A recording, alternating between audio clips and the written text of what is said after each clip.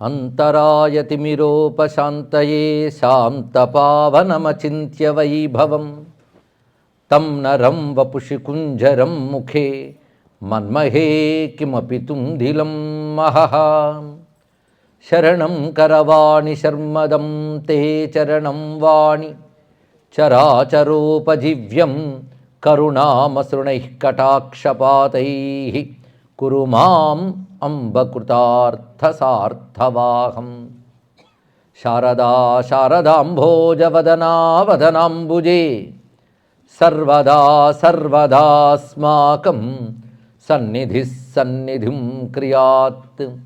విమలపటీ కమలకుటీ పుస్తకరుద్రాక్ష శస్తహస్తపుటీ కామాక్షి పక్ష్మలాక్షి కలిత విపంచి విభాసి వైరించి వాగర్థావివ సంపృక్తౌ వాగర్థ ప్రతిపత్తయే జగతః పితరౌ వందే పార్వతీ పరమేశ్వరౌ. గురవే సర్వలోకానాం భిషజే భవరోగిణాం నిధయే సర్వవిద్యానాం దక్షిణామూర్తయే నమః. నారాయణ సమారంభాం వ్యాసశంకరమధ్యమాం అస్మదాచార్యపర్యంతాం వందే గురుపరంపరాం. నారాయణం నమస్కృత్య నరం చైవ నరోత్తమం దేవీం సరస్వతీం వ్యాసం తతో జయముదీరయేత్. యజ్ఞేశ అచ్యుత గోవింద మాధవ అనంత కేశవ కృష్ణ విష్ణో హృషీకేశ వాసుదేవ నమోస్తుతే. కృష్ణాతీరే కోకిలాకేళికీరే గుంజాపుంజే దేవపుష్పాదికుంజే కంబుగ్రీవౌ క్షిప్తబాహూచరంతౌ రాధాకృష్ణౌ మంగళం మే భవేతాం. రాధాకృష్ణౌ మంగళం మే భవేతాం. వైదగ్ధ్య సింధురనురాగరసైక సింధు వాత్సల్య సింధురతిసాంద్రకృపైక సింధు లావణ్య సింధురమృతఛవిరూప సింధు శ్రీరాధికా స్ఫురతు మే హృది కేళి సింధు.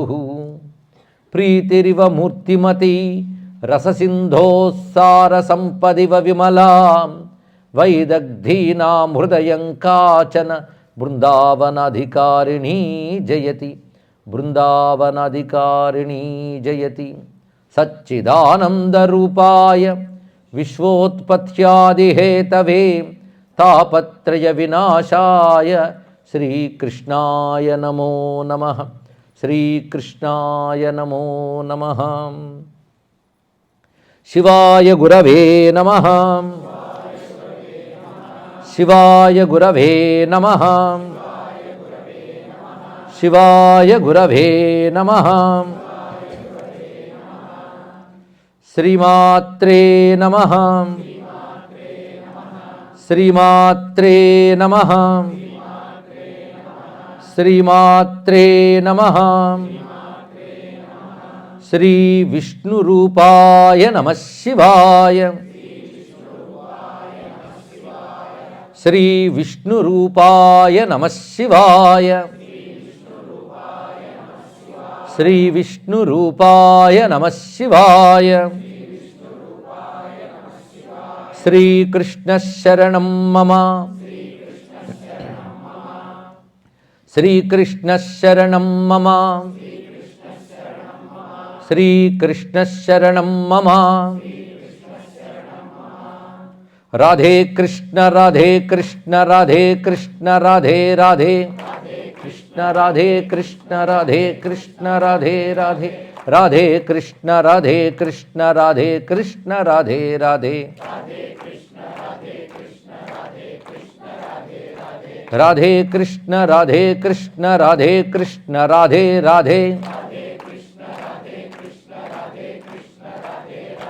రాధే కృష్ణ రాధే కృష్ణ రాధే కృష్ణ రాధే రాధే.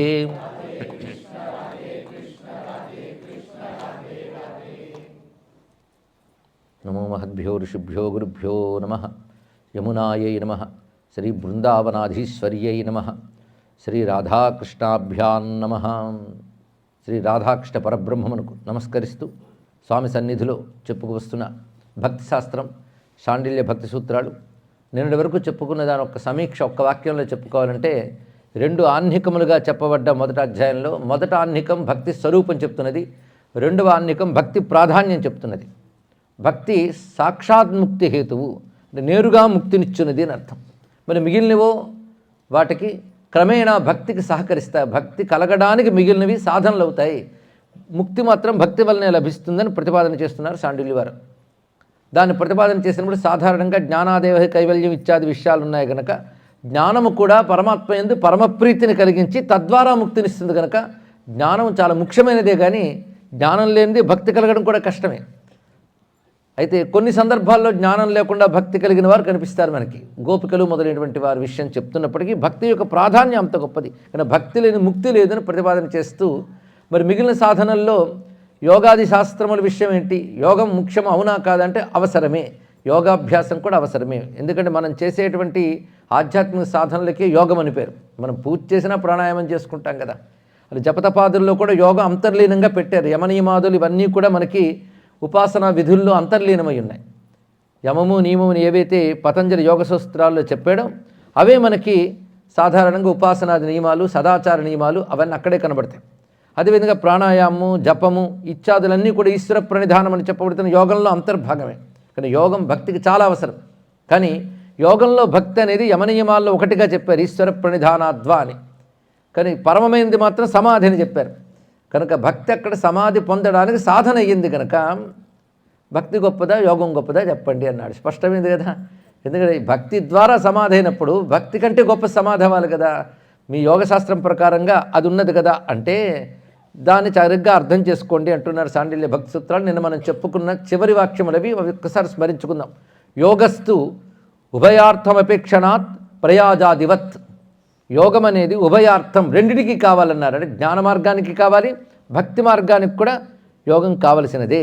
అది ఎలాంటిదంటే ప్రయాజవలే అన్నారు. ఈ చెప్పేటప్పుడు ప్రయాజ గురించి నిన్న ఈ ప్రయాజ అనే అంగము వివిధ యజ్ఞాలకు ఉంటుందని చెప్పాం.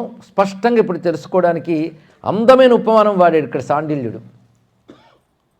ఉదాహరణ అంత దగ్గర చూపించాడు. ఎలాగంటే ప్రయాజ అనేది వాజపేయ యాగంలో ఒక అంగం. అది వాజపేయానికి అంగము దీక్షణీయ అని మరొకటి ఉన్నది. ఆ దీక్షణీయలో కూడా ప్రయాజ వాడతారు. ఏకాగ్రంగా విన్నవాళ్ళు మరొక్కసారి ఇందులో అందం గమనించాలి. వాజపేయ యాగంలో ప్రయాజ ఒక అంగము కనుక ప్రయాజ లేకుండా వాజపేయం జరగదు, యోగము లేకుండా భక్తి లేనట్లు ఇక్కడ. ఎందుకంటే ప్రధానం వాజపేయమే, ప్రయాజ కాదు. అయితే వాజపేయానికి అంగాలు మరికొన్ని ఉన్నాయి. అందులో దీక్షణీయ అని ఒకటి ఉన్నది. ఆ అంగంలో కూడా ఇది అంగంగా ఉంటుందిట. ఏది ప్రయాజ అనేది అంగంలో అంగంగా ఉన్నది. ఈ చెప్పడంలో ఉద్దేశం ఏంటంటే జ్ఞానానికి యోగం కావాలి, భక్తికి యోగం కావాలంటే అప్పుడు జ్ఞానం ప్రధానమా భక్తి ప్రధానమా? భక్తి ప్రధానం అని నిన్నటి వరకు విన్నారు కనుక. కానీ జ్ఞానానికి భక్తికి కూడా యోగం ఉన్నప్పుడు రెండు సమప్రాధాన్యం ఇవ్వాలి కదా. అంటే సమప్రాధాన్యం ఇవ్వండి, జ్ఞానం కంటే భక్తే ముఖ్యం అంటాడు కదా. అటువంటిప్పుడు జ్ఞానం పనికిరాందా, లేకపోతే ఎలాగయ్యా అన్నాడు ఇక్కడ. జ్ఞానం లేనిది భక్తి బలపడదు, జ్ఞానం లేని భక్తికి బలం ఉండదు. బాగా గుర్తుపెట్టుకోండి. జ్ఞానం అంటే మళ్ళీ చెప్పుకున్నాం, బ్రహ్మం అంటే ఏమిటో ఎరుకు కలిగి ఉండాలి. ఆ బ్రహ్మజ్ఞానం కలిగినప్పుడే బ్రహ్మమునందు ప్రీతి కలుగుతుంది, అది దృఢపడుతుంది. దాన్ని ఆస్వాదించాలనుకుంటాం, అదే ఆస్వాదిస్తాం. కనుక జ్ఞానం భక్తికి ప్రధానమైన సాధన. సాధన అన్నప్పుడు అంగమైంది, కనుక భక్తికి జ్ఞానం అంగమైంది. జ్ఞానానికి కూడా యోగ పడుతున్నారు, యోగం అవసరం అంటున్నారు. ఇది ఎలాంటిదంటే వాజపేయానికి అంగమైనటువంటి ప్రయాజ వాజపేయానికి అంగమైనటువంటి దీక్షణీయలో కూడా అంగముగా ఎలా ఉందో, భక్తికి ప్రధానమైనటువంటి సాధనగా ఉన్న అంగమైన యోగము భక్తికి అంగమైన జ్ఞానానికి కూడా అంగంగా ఉంది కదా అని ప్రతిపాదన చేశాడు. అది ఇది ఉన్నటువంటి చమత్కారం రెండిటికి. దానికి వాడాలంటే ప్రయాజనే శబ్దం పడుతుంది. అంటే ఇటు కర్మకాండలు కూడా బాగా పండితుడై దానిలో నిష్ణాతుడైతే కానీ సూత్రం రచించలేడు. కానీ కర్మకాండలు కూడా నిష్ణాతుడే కనుకనే కర్మకాండ జ్ఞానకాండ అన్నీ తెలుసుకుని భక్తి గొప్పది అని ప్రతిపాదన చేయగలుగుతున్నాడు ఎవరు? శాండిల్యుడు. అయితే ప్రయాజ అంటే ఏమిటో తెలియాలంటే ఆ కర్మకాండలో నిష్ణాతుడైన వాడే భాష్యం రచించగలటం. లేకపోతే ప్రయోజ ఉండాలేమో, ప్రింటింగ్ మిస్టేక్ అయింది అంటాడు. ఇప్పుడు ప్రయోజ శబ్దం తెలుసు కానీ ప్రయాజ తెలియదు. అంటే రచించిన వాళ్ళు కూడా కర్మకాండలో అంత ఉద్దండు లేని వాళ్ళు భాష్య రచన చేశారు. వాళ్ళకు స్వప్నేశ్వరాచార్యుల వారు ఒక నారాయణ తీర్థుల వారిది గమనించుకోవాల్సిన అంశం ఇక్కడ. ఆ ప్రయాజాన్ని పెట్టడంలో ఉన్న అందం నిన్న కంగారులో లైట్లు ఏరిపోతూ చివరిలో తెలియబడదు కనుక వాళ్ళకి ఆపాను, ఇప్పుడు చెప్పాను ఇక్కడ. ఆస్వాదించడానికి కూడా ఒక ప్రశాంతత ఉండాలి కదా. అయితే ఇవాళే నూతనంగా కూర్చునే వాళ్ళకి మాత్రం ఇదంతా అయోమయం ఉంటుంది నాకు తెలుసు, కానీ ఏకాగ్రత పెడితే వారికి బాగానే ఉంటుంది. సరే, మొత్తానికి యోగం వల్ల చెప్తున్న విషయం ఏంటంటే జ్ఞాన వైరాగ్యయుక్తేన భక్తి యోగేన యోగిన క్షేమాయ పాదమూలమే ప్రవిశంత్యకుతో భయం అనే మాట మనకి భాగవత గ్రంథంలో కనబడుతున్నది. జ్ఞాన వైరాగ్యముతో కూడిన భక్తి యోగము చేత యోగులు క్షేమమునకై నా పాదమూలంలో చేరి వారు నన్ను పొందుతున్నారు అన్నాడు కృష్ణ పరమాత్మ. ఈ మాటలోనే ఈ చెప్పిన దాని ప్రమాణం కనబడుతుంది. ఒకటి ఉండవలసి జ్ఞాన వైరాగ్యాలు. కనుక జ్ఞాన వైరాగ్యాలతో కూడిన భక్తిని అంటారా లేదా? సాధారణ లోకంలో జ్ఞాన వైరాగ్య భక్తి కావాలండి. అప్పుడు భక్తికి జ్ఞానం అంగమేగా. జ్ఞానం అంటే పెద్ద కష్టపడవలసిన విషయం ఏం లేదండి. భగవంతుడు అంటే ఏమిటో క్షుణ్ణంగా తెలుసుకోవడమే జ్ఞానం, మరొకటి కాదు. ఎందుకంటే మనం ఎక్కడికి వెళ్ళబోతున్నామో దాని గురించి అవగాహన ఉండాలా లేదా? కానీ ఏది కావాలనుకుంటున్నామో దాని గురించి తెలియాలి. అలాగే బ్రహ్మము కావాలనుకుంటే బ్రహ్మం అంటే ఏంటో తెలియాలి, దాని పేరు జ్ఞానం. పెద్ద అయోమయం అక్కర్లేదు. ఇది బ్రహ్మము సగుణమా నిర్గుణం అంటే రెండును అది ప్రతిపాదన చేశాడు. కానీ సగుణము నిర్గుణమైన బ్రహ్మం గురించి బాగా తెలిసి అఖండము అనంతం ఆనందము శాశ్వతం అనే విషయం తెలుసుకునేది, అమృత స్వరూపం తెలుసుకుంటే కదా దాని మీద ప్రీతి ఏర్పడుతుంది. కనుక జ్ఞానము నీకు ముందు బ్రహ్మం అంటే ఏంటో తెలియజేస్తుంది, దాని మీద ప్రీతి కలిగిస్తుంది. అయితే గత జన్మల పుణ్య విశేషం చేత ఇవేవి తెలియకుండానే కొందరికి జన్మలో ప్రీతి కలుగుతుంది. దానికి ఏం చేస్తాం? కొందరు చిన్నవాళ్ళు కూడాను శివ కృష్ణ చెప్పగానే కన్నీళ్లు కార్చి వాడు తప్ప ఏం అక్కర్లేదు కూడా భక్తుల కథలు మనం చిన్నప్పటి నుంచి వింటూ ఉంటాం. మరి వాళ్ళ జ్ఞానం లేదు కదా అంటే వాళ్ళ సాధన చేయవలసిన అవసరం లేదు. గత జన్మల్లో పుణ్య విశేషాలు ఉన్నాయి, అది మనకు తెలియదు. కానీ సామాన్యులు మాత్రం జ్ఞానం సాధనగా వాడుకోవాల్సింది. కానీ బ్రహ్మం గురించి తెలుసుకోవాలి. ఉపనిషత్ పారాయణం ఎందుకయ్యా అంటే బ్రహ్మం అంటే ఏంటో అవగాహన కోసం. అవగాహన అయ్యాక అది తప్ప మరేది అక్కర్లేదని దృఢమైన నిశ్చయం తర్వాత కలగాలి. అది కలగాలంటే అది తప్ప మిగిలిన వాటి ఎందు వైరాగ్యం కలగాలి లేదా? అది కావాలనుకుంటే దానికి అడ్డంకిగా ఉన్నవి, దాన్ని మరిపించేవైన వాటిని మనం విడిచిపెట్టాలి. దాని పేరు వైరాగ్యం. అందుకే జ్ఞాన వైరాగ్యయుత భక్తి అంటే ఇది. ఇలాంటి జ్ఞాన వైరాగ్యయుక్తేన యోగిన, అలాంటి వాటితో కూడిన యోగులు భక్తి యోగముతో క్షేమమునకై నా పాదమూలాన్ని ఆశ్రయిస్తున్నారు అన్న. క్షేమం అంటే మోక్షం. మళ్ళీ ఇక్కడ దానికి భక్తి యోగంతో ఆశ్రయిస్తున్నాం. జ్ఞాన వైరాగ్య యోగమును సాధన అయ్యాయని స్వామి వచనమే కనబడుతోంది కదా అని ప్రమాణం మనకు చూపించారు. మరి ఈశ్వర భక్తి వల్ల సమాధి సిద్ధి అని మీరు అన్నారు కదా, పోనీ దానికేం చెప్తారు? ఎంత భక్తి అంగమైనప్పటికి కూడా సమాధికి సహకరిస్తోందని కదా పతంజలి హృదయం. ఆయన తక్కువ పడండి అంటే పతంజలి హృదయం కూడా చెప్తున్నాను విని గౌణ్యాతు సమాధి సిద్ధి. అక్కడ సమాధి సిద్ధికి పనికొచ్చే భక్తి గౌణ భక్తి తప్ప పరాభక్తి అని కాదు ఇక్కడ. కానీ గౌణ భక్తి సమాధి సిద్ధికి పనికొస్తుంది. కానీ యోగం అవలంబించే వాళ్ళు, యోగ మార్గంలో ఉన్నవారు పరమేశ్వరుని యందు గౌణ భక్తి కలిగి ఉండాలి. అంటే గుణ సంబంధి భక్తి. గౌణ భక్తి అంటే మరి ఏ గుణ భక్తి కావాలి? అమ్మయ్య, సత్వగుణ భక్తి. 24 గంటల గ్యాప్లో మర్చిపోలేదు. సత్వగుణంతో కూడిన భక్తే మనం ఇక్కడ తీసుకోవాలి. ముక్తికి హేతువు సాత్విక భక్తే. పైగా భక్తి అంటే రాగం అని చెప్పారు కదా మీరే మొదటి నుంచి. రాగం అంటే భక్తి అనేది దానికి సూత్రం కూడా మీరు వివరించారు. అనురక్తి అంటే రాగమేగా, రక్తి అంటే రాగమే, అనురాగమే భక్తి. కనుక ఇక్కడ అనురాగి సంప్రదాయం అని ఈ బృందావనంలో ఒక సంప్రదాయం ఉందండి. అనురాగి అంటే ప్రేమ సంప్రదాయం. బృందావనం అంతా ప్రేమ సంప్రదాయమే, అంటే పరాభక్తి సంప్రదాయం అని అర్థం. ఇక్కడ అనురాగం అని మాటకన్నారు. మరి అనురాగం అన్నప్పుడు రాగశబ్దము పంచక్లేశాల్లో ఒకటిగా యోగశాస్త్రం చెప్తోంది. అంటే ఇప్పుడు యోగశాస్త్ర చర్చ జరుగుతుంది. ఇప్పుడు యోగశాస్త్రం ఎంతవరకు సహకరిస్తుంది ముక్తికి అనేది ఇప్పుడు చర్చ జరుగుతుంది. ఇక్కడ యోగశాస్త్రం కూడా సాక్షాత్తుగా సహకరించదు, అది భక్తికి వెళ్ళడానికి సహకరిస్తుంది తప్ప అని చెప్తూ యోగంలో మరి రాగము పంచక్లేశాల్లో ఒకటి చెప్పబడింది. చాలామందికి తెలిసి ఉంటుంది. అస్మిత, రాగ, ద్వేష, ఇత్యాదు క్లేశ, ఇవన్నీ పంచక్లేశాలు చెప్పారు ఇక్కడ. అందులో రాగము ద్వేషము కూడా యోగానికి అవరోధాలు అని చెప్పారు ఇక్కడ. యోగమునికి అవరోధాలట. అంటే యోగ మార్గంలో వెళ్ళాలి అనుకున్న వాళ్ళకి రాగద్వేషాలు అవరోధాలు ఉంటాయి. అదేమిటో ఈ రాగద్వేషాలు వదిలేస్తే కానీ అటు యోగము లేదు, జ్ఞానము లేదు, భక్తి లేదు. మూడిటికి రాగద్వేషాలు. మీరు ఇప్పుడు ఇంత భగవద్గీత చదివారు కనుక కొంచెం ఖాళీ సమయంలో హోంవర్క్ ఏంటంటే రాగద్వేషాలు వదిలేయమని ఎన్నిమార్లు చెప్పాడు కృష్ణుడు. ఇలా చెప్పామని మళ్ళీ కోపగించుకోకండి, రాగద్వేషం ఒకటి అయిపోతుంది. ఇక్కడ పరిశీలించండి. ఇక్కడ రాగద్వేషాలు ఉన్నంతకాలం భక్తి లేదు, జ్ఞానం లేదు, యోగం లేదు. యోగం పండడానికి కూడా రాగద్వేషాలు వదిలేయమన్నాడు చూడండి ఇక్కడ. అంటే కేవలం ఉప్పును ఊపిరిలు ఉత్తే యోగం కాదు, ఇవన్నీ వదలాలి ఇక్కడ.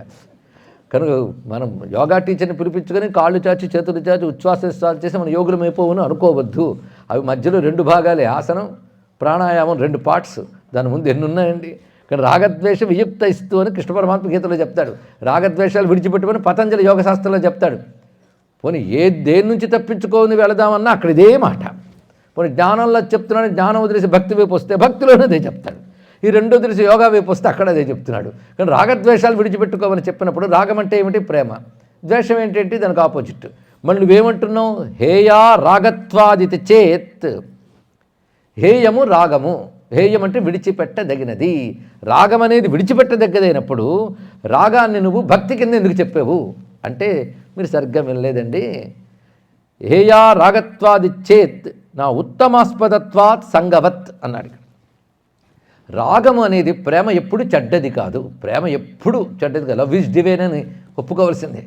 అయితే అది డివైన్ వైపు వెళ్ళాలి లవ్. అది ఇక్కడ కనుక రాగం అనేటువంటిది గొప్పదే, కానీ అది ఎప్పుడు హేయం అనిపించుకుంటుందంటే అల్ప విషయములపై ప్రసరించినప్పుడు అది హేయం అనిపించుకుంటుంది. ఇప్పుడు నేను చెప్తున్న రాగము ఉత్తమాస్పదత్వాత్.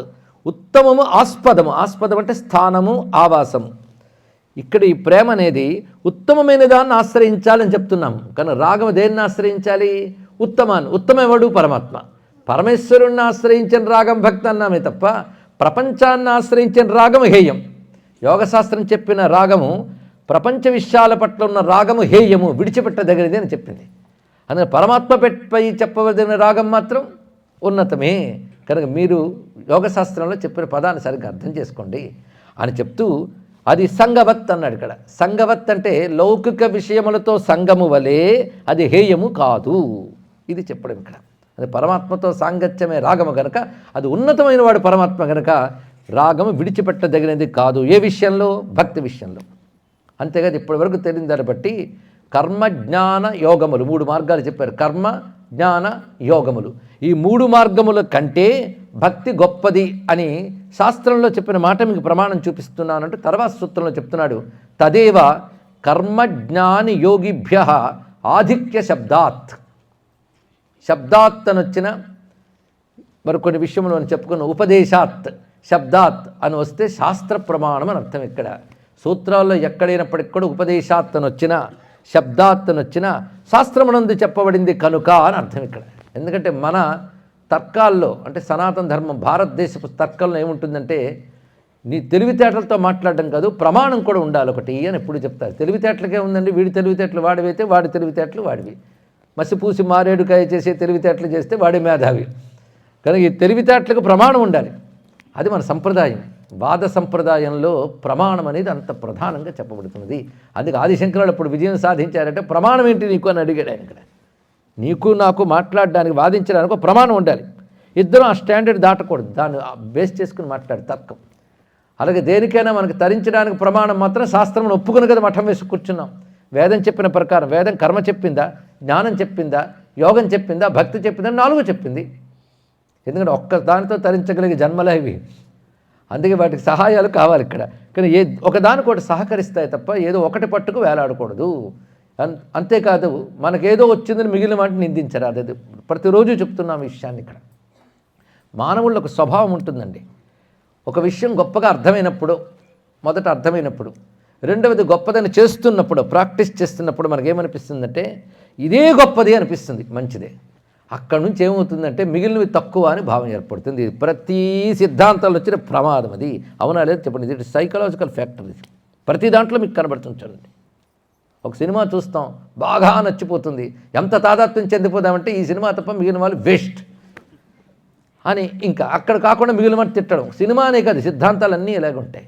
అందుకే మత వైషమ్యాలను రావడానికి ఇదే కారణం. మన మహాత్ములందరూ మతాలన్నీ ఒకటే అని చెప్తూ ఉంటే ప్రపంచమంతా దాని పేరునే దెబ్బలాటింది కాబట్టి దీనికోసమే. అంటే నేను పట్టింది తప్ప మిగిలినంత తక్కువ అనేటువంటి అభిప్రాయం. దీనివల్లే రకరకాల వైషమ్యాలు ఏర్పడతాయి.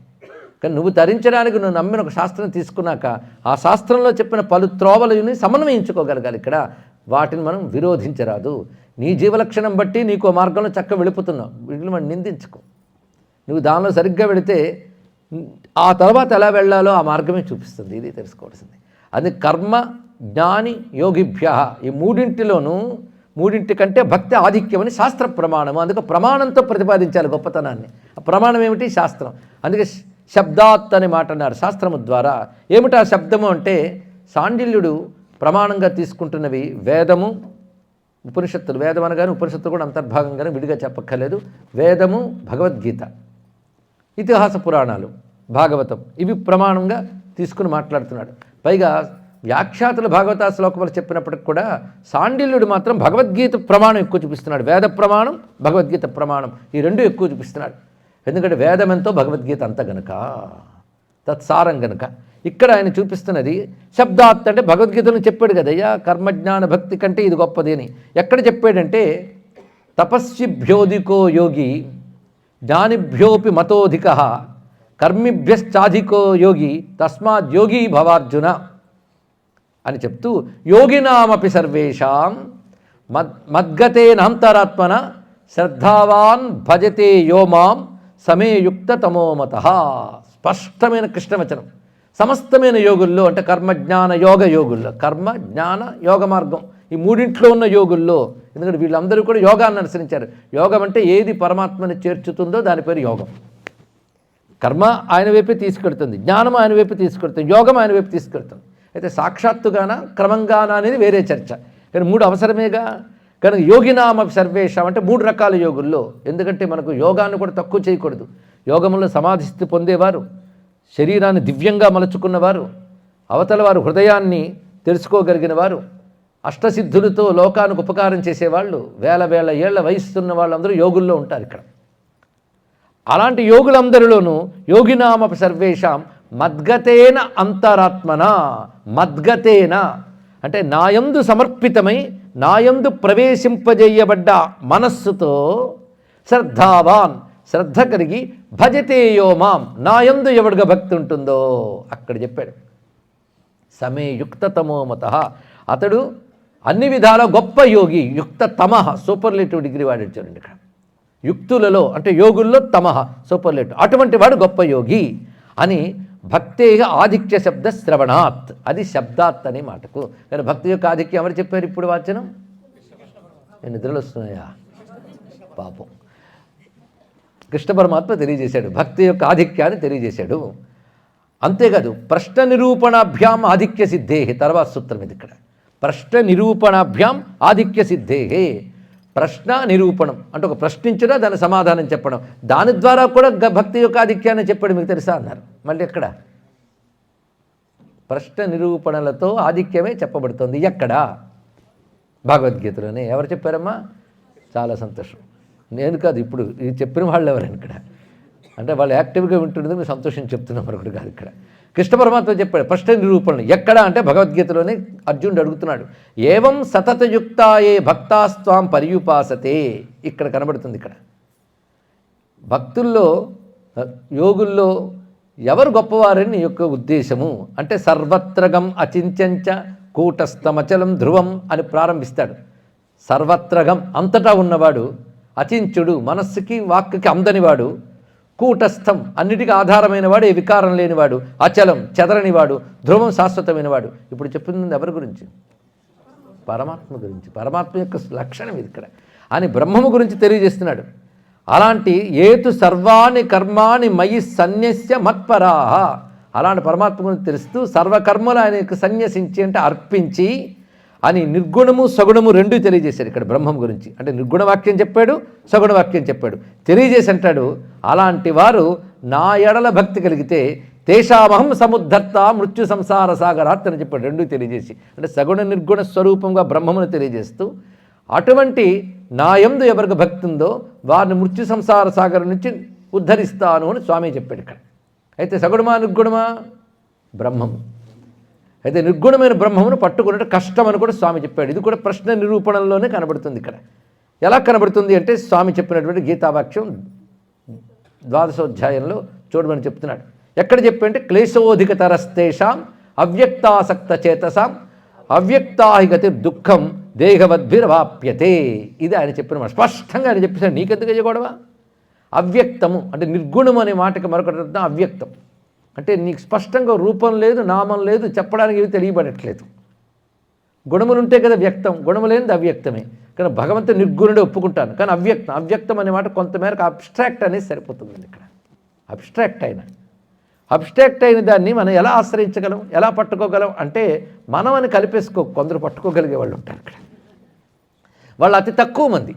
అదే నిర్గుణ నిరాకారం అందదు కదండి మనకి. కొంతమంది అలా అంటూ ఉంటారు, గురువులతో కూడా మాట్లాడుతూ మళ్ళాంటి వాళ్ళకి అంటూ ఉంటారు ఇక్కడ. వాళ్ళు కూడా కలిపేసుకుంటుంటారు ఇక్కడ. మళ్ళాంటి వాళ్ళకంటే నీలాంటి వాళ్ళు కొంతమంది ఉన్నారు, ఎక్కువ మంది వాళ్ళే. ఇక్కడ కొందరు ఉంటారండి, వాళ్ళు పట్టుకోగలరు కనుక వాళ్ళు ఉంటారు. వాళ్ళు పూర్వజన్మ సుకృత విశేషము ఏమిటో వాళ్ళ దగ్గర ఉన్నది ఇక్కడ. వాళ్ళు అవ్యక్తాన్ని కూడా ఉపాసించగలరు. ఏం అర్థం చేసుకుందో వేదమతం. అందుకే భగవంతుడిని కొందరు అవ్యక్తముగా నిరాకారముగా ఉపాసిస్తారు, కొంతమంది భగవంతుని సగుణ నిరాకారముగా ఉపాసిస్తారు. చూడండి, శుద్ధ నిరాకార నిర్గుణ బ్రహ్మం కొందరు ఉపాసిస్తారట, కొందరు సగుణ నిరాకారంగా ఉపాసిస్తారట, కొందరు సగుణ సాకారంగా ఉపాసిస్తారట. మూడింట్లో ఏది గొప్పదండి, మూడింట్లో ఏదైనా గొప్పదన్నాడు ఇక్కడ. నువ్వు దేన్ని పట్టుకోగలిగి అది పట్టుకో చాలు, ఇంకా ధరించిపోతావు. ఇక్కడ ఈ మాట జాగ్రత్తగా అర్థం చేసుకోవాలి. నిర్గుణ నిరాకారం ఒకటి, శుద్ధ బ్రహ్మం అంటారు దీన్ని, శుద్ధ బ్రహ్మం ప్యూర్. సగుణ నిరాకారం అంటే ఆయనకు ఆకారం లేదు కానీ సృష్టి చేస్తాడు, పాపం చేస్తే శిక్షిస్తాడు, పుణ్యం చేస్తే రక్షిస్తాడు అనే సిద్ధాంతం చూసారా. పాపం చేస్తే శిక్షిస్తాడు, పుణ్యం చేస్తే రక్షిస్తాడు, సృష్టిస్తున్నది చేస్తున్నాడంటే గుణం, గుణములు ఉన్నవాడు అర్థం ఇక్కడ. అంటే గుణాన్ని అంగీకరిస్తున్నారు. కానీ మేము రూపాన్ని ఒప్పుకోమండి, ఎక్కడ వాళ్ళు అక్కడ ముందుకు రాకూడదు. మేము గుణాన్ని ఒప్పుకోకండి అని మళ్ళీ ఒప్పుకోమండి అంటూ ఉంటారు.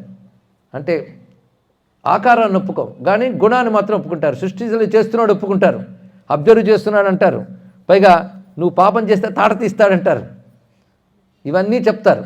కానీ ఆకారం లేదంటారు. ఆ మతాలు అంటే నువ్వు చెప్పక్కర్లేదు. పైగా ఆకారం లేదంటారు, సరికదా ఆకారం చేసేవాళ్ళని నిందిస్తారు, విగ్రహారాధన చేసేవాళ్ళని కాఫీర్లు అంటారు. వాళ్ళు భగవంతుని ఏ పద్ధతిలో ఆదరిస్తున్నారంటే సగుణ నిరాకార పద్ధతి. వాళ్ళు దాన్ని అర్థం చేసుకోవాలి. మరికొందరు ఉంటారు సగుణ సాకారం. సగుణమే అయినప్పుడు సాకారానికి కొదవేముంది దానికి, ఇక్కడ ఆకారాలు కూడా ధరిస్తాడు. ఆకారాలు ఎందుకు ధరిస్తాడంటే ఉపాసకానం కార్యార్థం. గొప్ప మాట చెప్పేశారు. ఎందుకు భగవంతుడికి ఆకారాలంటే భక్తుడు తరించడం కోసం వ్యక్తమై వస్తాడయ్యా. అసలు సృష్టి ఆయన నుంచి వ్యక్తమైంది, ఆయనే సృష్టిగా వ్యక్తమైనప్పుడు మొదటి ఆకారం ప్రపంచమే భగవంతుని తెలుసుకోండి. ఇక్కడ విగ్రహాలు భగవంతుని యొక్క సగుణ సాకారం అని చాలామంది భ్రమిస్తారు. భగవంతుని సగుణ సాకార స్వరూపం విశ్వం తెలుసుకోండి. ఇక్కడ సగుణ సాకారం విశ్వం. విశ్వం ఎక్స్ప్రెషన్ కాదా, మేనిఫెస్టేషన్ కాదా? మేనిఫెస్టేషన్ ఎక్స్ప్రెషన్ వ్యక్తం, మేనిఫెస్టేషన్ ఎక్స్ప్రెషన్ లేనిది అవ్యక్తం. తెలిసింది కదా. ఇప్పుడు అవ్యక్తమైన భగవాన్ని నిర్గుణ నిరాకారం అన్నారు. సగుణ నిరాకారం అనేవాళ్ళు కొంత, కానీ సగుణ సాకారం విశ్వం కనబడుతోంది నీకు. అది ఆ సగుణ సాకారమే భక్తులను అనుకుని ఎన్నో ఆకారాలు ధరించవచ్చు. ఉపాసన కోసం కొన్ని ఆకారాలు ఉంటాయి. విశ్వం నడుపుతున్న ఆకారం భగవంతుని సగుణ సాకారం, కానీ దాని ఆకారం అని ఎవరికి తెలియదు తెలుసా? విశ్వం భగవంతుని ఆకారం అని ఎవరికి తెలుసా? నేను చెప్తే అంటే ఇంతవరకు ఏం ప్రవచనాలు వినలేదు, చదువుకోలేదు, ఇవాళ ఫ్రెష్గా కూర్చున్నారు. ఇప్పటి వరకు వింటే మీరే చెప్పేవారు. విశ్వం భగవంతుని సగుణ సాకారం ఒప్పుకుంటారా? కనుక అది అని మేనిఫెస్టేషనా నాన్ మేనిఫెస్టేషనా? అంటే వ్యక్తమేగా. కానీ భగవంతుడు వ్యక్తమైతే విశ్వం. అందుకే నాయన నేను కనబడలేదు అంటున్నా కానీ కనబడేదంతా నేనే నాయన అన్నాడు. నాకు ఎలా అర్థమవుతుందంటే నీకు ఎలా అర్థం కాదు, చూపు మారుస్తాను, మార్చి చూపించాడు. అదే విశ్వరూపం, భగవంతుని యొక్క సగుణ సాకార స్వరూపం చూపించాడు ఇక్కడ. అనంత విశ్వరూపం నాది. కానీ విశ్వరూపం అంటే ఒక పెద్ద బొమ్మ కాదు, అది ఫ్రేమ్లో ఇమ్మడదు. అది ఇక్కడ మానవుడు చూడలేరు. ఎలా చూడగలవండి? అందుకే వేరే కన్ను ఇచ్చాను అన్నాడు ఇక్కడ. ఇచ్చి చూపించి అందులో అన్ని రూపాలు చూపించాడు, సమస్త విశ్వము చూపించాడు. అందులో మనం చూస్తున్న ఉన్నాయి, చూడలేని ఉన్న అన్నీ కలిపి తానని చూపించాడు ఇక్కడ. అప్పుడు అర్జునుడికి అర్థమైంది ఇక్కడ. కనుక భగవంతుని యొక్క సగుణ సాకార రూపం అది నిత్యం ఉంటుంది విశ్వరూపం. కానీ భక్తులను అనుగ్రహించడం కోసం ఉపాస్యమైన రూపంలో స్వీకరిస్తాడు. అది కేవలం భక్తానుగ్రహార్థం. ఇది భగవంతుని యొక్క సగుణ సాకార రూపంలో ఎదుగుతుంది. ఇది అత్యంత సులభం మాత్రం కాదండి. మీరు ఒక్కసారి ప్రయత్నించండి, ఒక్క అరగంట, ఎక్కువ కాదు, కృష్ణ రూపాన్ని ధ్యానించే ప్రయత్నం చేయండి. 20 సెకండ్లకు మించి నిలబడదు. కొందరు అంటారు ఆకార ధ్యానం చాలా సంతోషం అండి, సులభం అండి. ఏమీ సులభం కాదండి. తర్వాత చెప్తాడు గౌణభక్తిని సులభం అనుకున్నారా అంటాడు. గౌణభక్తి అప్పుడు మనం పరాభక్తుల కనిపెట్టి చేస్తాడు. మనం భ్రాంతి భక్తులే, మనమని మళ్ళీ కల్పిస్తేనే అనుకోవద్దు. ఇక్కడ సాధారణత అని అర్థం. మన అనే శబ్దం సాధారణత అని అర్థం. సామాన్యత, జనరల్లీ, కామన్లీ, నార్మల్లీ, ఇవి శబ్దములు అనమాట ఇక్కడ. అంతే. మళ్ళీ ఉంటారు కొంతమంది గంటలు ధ్యానంలో ఉన్న వాళ్ళు ఎంతమంది లేరండి? గోపికలు లేరా? వాళ్ళు అది తప్పు అనుకోవట్లేదు. కానీ నిలబడ్డం మహా కష్టం అండి. మనం సులభం అనుకుంటాం ఆకారం, అది కూడా మహా కష్టం. కృష్ణుడి రూపం వర్ణిస్తుంటే చాలా పరసించిపోతుంది. ఎంతసేపు వర్ణించమంటారు? వర్ణించడం రెడీ, వినడానికి రెడీ అయినా ఎంత ఉండాలని, దానికి ఎంత ప్రీతి ఉండాలి, ఎంత పట్టుకోగల. కనుక సగుణ సాకారం కూడా తేలికేం కాదు, కానీ వాటితో పోలిస్తే తేలిక ఇక్కడ ధరించడం కోసం. అంటే పైగా ఆయన అంటున్నాడు, అత్యంత క్లేశమయ్యా నా అవ్యక్తాన్ని పట్టుకోవడం. నా వ్యక్తాన్ని పట్టుకోవడం చాలా సులభం. ఆ సులభమని నేనొస్తే సులభంగా దొరికింది కనుక తేలికనుకోకు. ఇది ఇక్కడ చెప్పాల్సి వస్తుంది. ఆయన సులభంగా లభించాడు కనుక వ్యక్తంలో ఆ తేలిక, సులభంగా లభించలేదు కనుక అవ్యక్తం గొప్పదనో ఒక సిద్ధాంతంలో పడిపోయింది, క్లచ్ పడ్డట్టు ఇక్కడ. దానివల్ల మన సాధనలో గట్టిగా లేకపోతున్నాం. ఇదా గట్టిగా పట్టుకోవట్లేదు, దానివైపు వెళ్ళలేకపోతున్నాం. అవునా లేదా? ఎందుకు? అవ్యక్తం చాలా గొప్పదండి. వ్యక్తం అనగానే నీకోసం సులభమయ్యాడు, కానీ అది సులభం కాదు. ఇక్కడ ఏది పట్టుకున్నా వెళ్ళేది ఒకటే అని ఆయనే చెప్పాడు కదా. క్లేశ అధికతర తేషాం అవ్యక్త ఆసక్త చేతసాం. అవ్యక్తాన్ని పొందాలని ఆసక్తి కలిగిన వాడికి అత్యంత క్లేశం, ఇంపాసిబుల్ అని లేదు, కష్టపడాలి అన్నాడు ఇక్కడ. కష్టంతో సాధ్యం. అత్యంత క్లేశం, క్లేశ అధికతర, ఏదో కాస్తపాటి క్లేశం కాదట, అధికతర. పైగా ఆ సాధన ఏంటంటే దుఃఖం కూడా ఇస్తుంటుంది నీకు. అవ్యక్తా గతి దుఃఖం దేహవద్భి. దేహం కలిగిన వారందరికీ కూడా అవ్యక్తానికి చేసే సాధన దుఃఖమే, ఇబ్బంది కలుగుతుంది. ఎవరికి? దేహం కలిగిన వారికి. అంటే దేహం లేని సాధకులు కొందరు ఉంటారనమాట. దేహం కలిగిన వారికంటే దేహం నేను అనుకునే వారికి అని. కోటికో నూటికో ఏ ఒక్కడో తప్ప మిగిలిన వాళ్ళందరికీ కూడా దేహాత్మ భ్రాంతి వదులు అంటే ప్రవచనం వదులుతారు, కానీ భ్రాంతి వదలండి ఇక్కడ. ఎందుకంటే దేహం నేను భావం పోదు.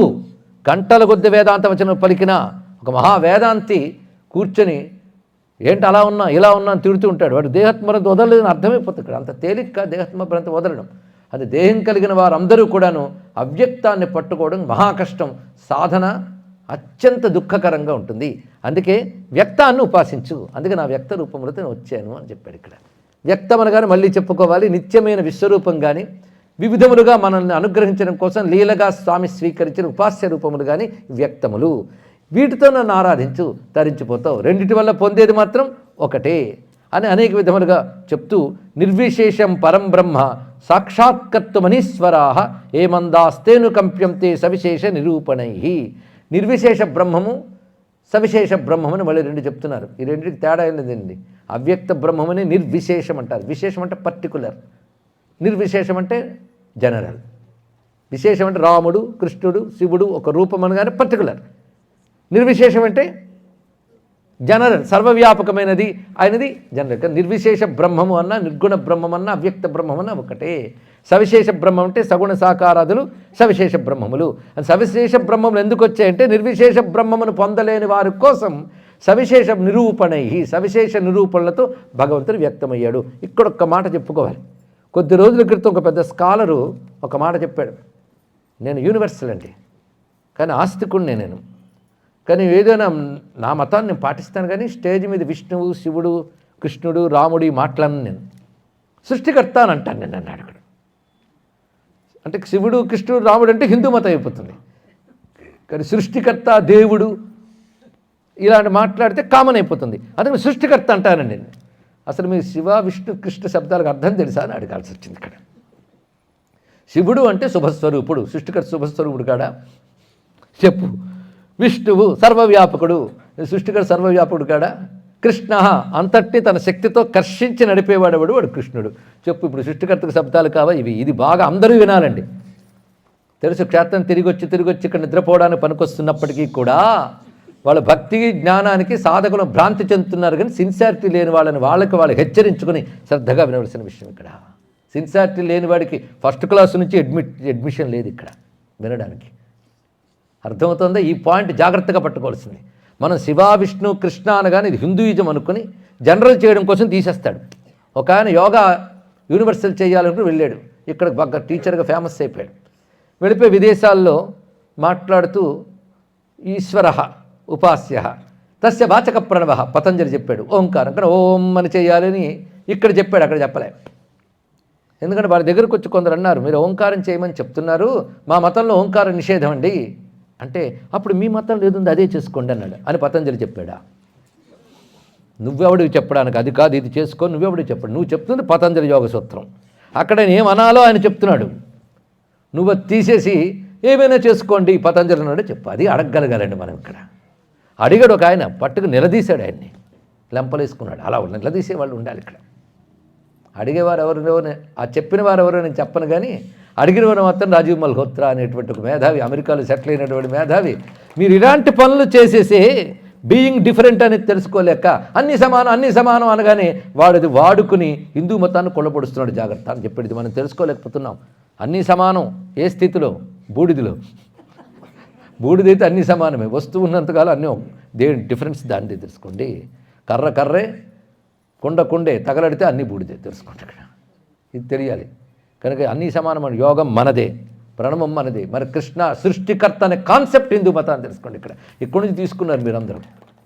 సృష్టికర్త ఎలా సృష్టి చేస్తాడో డెఫినేషన్ ఇవ్వగలిగాం. ఏదో సృష్టి చేసాడు 7 రోజుల్లో పూర్తి చేసి పడుకుండిపోయాడు అని చెప్పాం మనం ఇక్కడ. సృష్టి ఎలా ఎంత లాజికల్గా, ఎంత సైంటిఫిక్గా చెప్పాం మనం ఇక్కడ. అలాంటి సృష్టికి కర్త అయిన వాడు సృష్టి ఎందుకు వ్యాపించాడు కనుక విష్ణువు, ఇంత వ్యాపించినా శుద్ధంగా నిర్మలంగా ఉన్నాడు కనుక శివుడు. సర్వ జగత్తు తనంత తాను వెళ్ళిపోకుండా తన పట్టులో పట్టి నడుపుతున్నాడు కనుక కృష్ణుడు. ఎప్పుడూ ఆనందంగా ఉంటాడు, అందరిలో ప్రవేశించి ఆనందంగా ప్రకాశిస్తాడుగా రాముడు. చెప్పండి ఇక్కడ. ఇప్పుడు రాముడు అంటే సృష్టికర్త కాడా? ఇప్పుడు యూనివర్సల్ మీనింగ్ ఉన్నాయో లేదు చెప్పండి ఇక్కడ. మనం దేవుడని కొలుచుకునే ప్రతి దేవుడి నామం, దేవత నామం యూనివర్సల్. ఇది తెలుసు కనుక యూనివర్సల్ అంటే నిర్విశేషం. మళ్ళీ ఇప్పుడు ఎందుకు చెప్పానంటే యూనివర్సల్ అంటే నిర్విశేషం, సవిశేషం అంటే కృష్ణ రామ ఇవి సవిశేషం. ఇప్పుడు సవిశేషానికి అర్థం తీస్తే నిర్విశేషం అయిపోయిందే లేదో చెప్పండి ఇక్కడ. కానీ నిర్విశేషానికి సవిశేషానికి భేదం లేదు. కృష్ణ అనే నామం అనుకుంటే ఆహా కృష్ణుడు గుర్తొచ్చారని ఆనందంగా ఉంది, దీన్ని సగుణ బ్రహ్మం అంటారయ్యా అన్నాడు. అవునా, బాగుందండి. కృష్ణ అంటే నల్లనివాడు, దాన్ని సగుణ బ్రహ్మం అంటారు. ఇంకా చెప్పు, కృష్ణకి సర్వమును తన పట్టులో పట్టి నడిపించేవాడు, అది నిర్విశేషం. కానీ ఏదైతే నువ్వు సగుణముగా చెప్తున్న నామం ఉందో దానికి ఇంకా లోతు కలిపితే ఏం దొరికింది? నిర్గుణమే దొరికింది. నిర్గుణానికి సగుణానికి భేదం ఉందా? అలాగ సగుణంగా నామంగా రావడానికి కారణం ఏమిటి? నిర్గుణుడే నిన్ను అనుగ్రహించడం కోసం తన తత్వంతో వచ్చాడు, ఏమి దాచుకోలే ఇక్కడ. ఇది తెలుసుకోవాల్సింది అని ఆ సగుణ నిర్గుణులు మళ్ళీ ఇక్కడ ప్రతిపాదన చేస్తూ అద్భుతమైన వివరణ చెప్పారు ఇక్కడ. అందుకే ప్రశ్న నిరూపణాభ్యాం అనే మాట దగ్గర వీటిని ఉటంకించారు. ప్రశ్న నిరూపణలో భక్తి యొక్క ప్రాధాన్యాన్ని ఇంత చక్కగా చెప్పారు. అంతేకాదు ఒక మాట ఉన్నది, శ్రేయస్మృతిం భక్తి ముదస్యతే విభో క్లిశ్యంతి ఏ కేవల బోధలబ్ధయే. ఇవన్నీ ఋషివచనాలండి ఇక్కడ.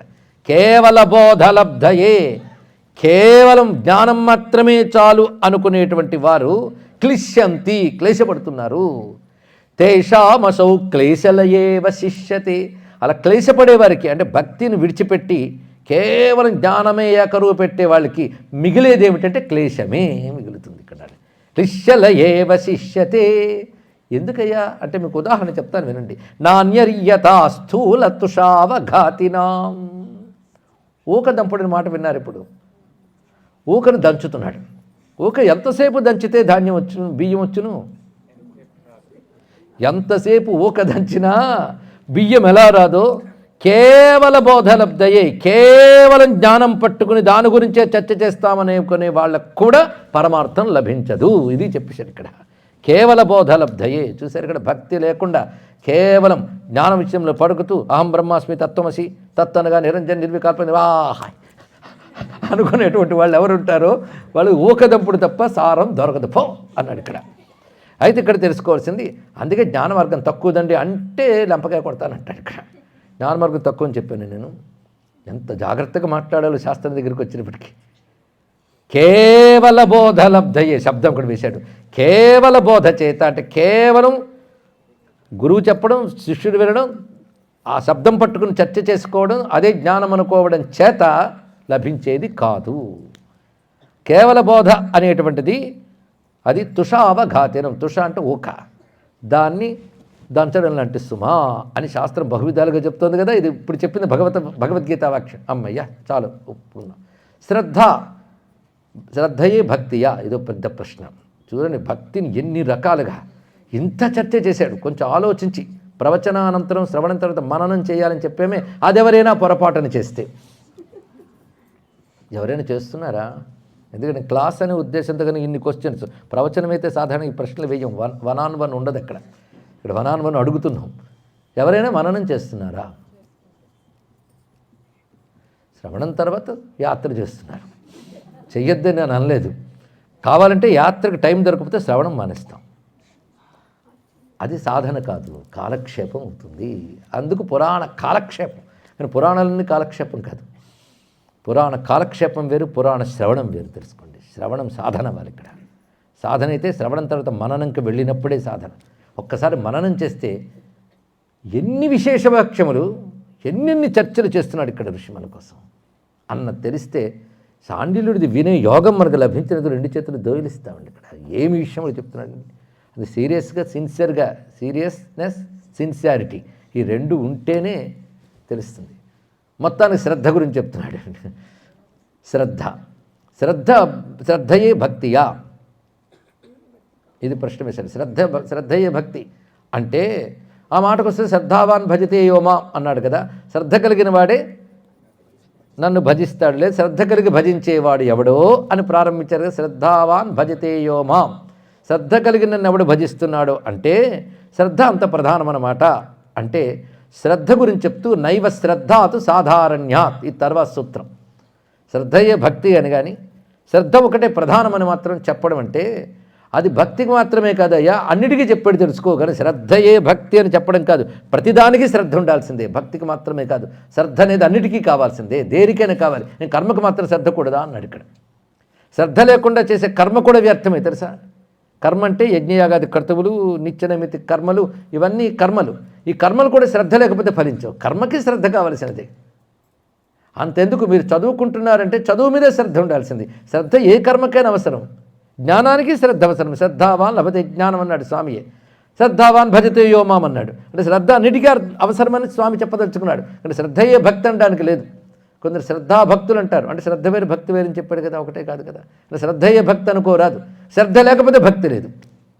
శ్రద్ధ అంటే ఏమిటి? మన అనేకమాల నిర్వచనం చెప్పుకున్న ఆస్తిక్య బుద్ధి శ్రద్ధ ఒకటే మాట. అది ఉంది, అది సత్యం అనే భావం పేరు శ్రద్ధ. శ్రద్ధకు పాజిటివ్ థాట్. పాజిటివ్ థాట్తో ఏది పట్టుకున్నా మనం సక్సెస్ అవుతాం.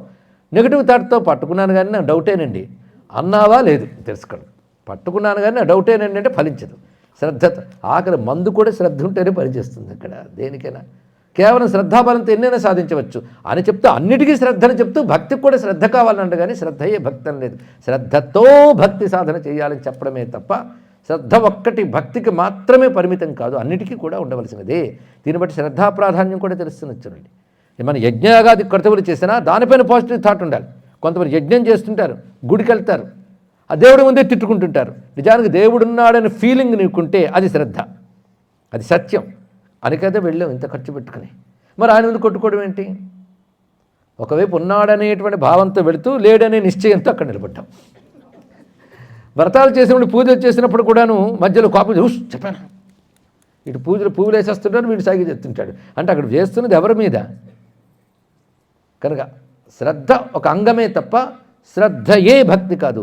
దీన్ని బట్టి భక్తి యొక్క హైనెస్ ఇంకా పెంచేసాడు. చూడండి, ఇక్కడ శ్రద్ధ కంటే పైన ఉంది. ఆ పైన అందు కూడా శ్రద్ధ ఉండాలి. ఇక్కడ కానీ శ్రద్ధ అన్నిటికీ అవసరమని చెప్తూ చెప్పాడయ్యా. తస్యాం తత్వేచ అనవస్థానాత్ అన్నాడు ఇక్కడ. అంటే శ్రద్ధ యొక్క ముఖ్యం చెప్పాలి అని నేను ఇప్పుడు మొదలు పెడితే ఎన్నెన్నో చెప్పాల్సి వస్తుంది. అప్పుడు అసలు ఎందుకు పోతుంది? అనవస్థాదోషం అని ఏర్పడుతుంది. అనవస్థాదోషం అనే మాటకి ఏంటంటే అలాంటి అప్రామాణిక పనికిమాలిన విషయాలైన పదార్థాన్ని బోల్డ్ చెప్పాల్సి రావడం అనవస్థాదోషం. అంటే దానిలాంటి అప్రామాణికమైన లెక్కలేని విషయాన్ని కల్పించాల్సి వస్తుంది. దీనికి దానికి శ్రద్ధ అంటే ఎన్ని చెప్పాల్సి వస్తుందో అప్పుడు భక్తి గురించి విషయం పోయింది. ఇలా అనవస్థాదోషం వస్తుంది కనుక అది చెప్పవలసిన అవసరం లేదన్నాడు. అంటే అర్థం ఏంటంటే సారాంశంగా తేల్చిందంటే సర్వసాధనల శేషఫలం భక్తి. ఈ వాక్యం గుర్తుపెట్టుకోండి. సర్వసాధనల శేషఫలం, అన్ని సాధనలు చెయ్యగా మిగిలే ఫలం భక్తి. భక్తి చెయ్యగా మిగిలే ఫలం భక్తి. కానీ భక్తికి మించి మరొకట్లేదు ఇక్కడ తెలుసుకోవాల్సింది. ఇక్కడ ఇది చాలా ముఖ్యమైన అంశం. అన్నీ చేయగా మిగిలేది అదే అని చెప్తున్నాడు ఇక్కడ. ఇది ఎలాంటిది అంటే పాలు తీసుకొచ్చారు, తోడు పెట్టారు, పెరుగు అయ్యింది, చిలికారు, మజ్జిగ చిలికారు, వెన్న చేశారు, చిలికారు, నెయ్యి అయింది. నెయ్యి మళ్ళీ పాలు చేయండి. పాల నుంచి నెయ్యి వరకు వచ్చేగా శేషఫలం ఏంటి? నెయ్యి. కర్మ నుంచి భక్తి వరకు వచ్చేగా శేషఫలం భక్తియే. అది చెప్తున్నాడు ఇక్కడ. అది సర్వసాధారణ శేషఫలం భక్తి.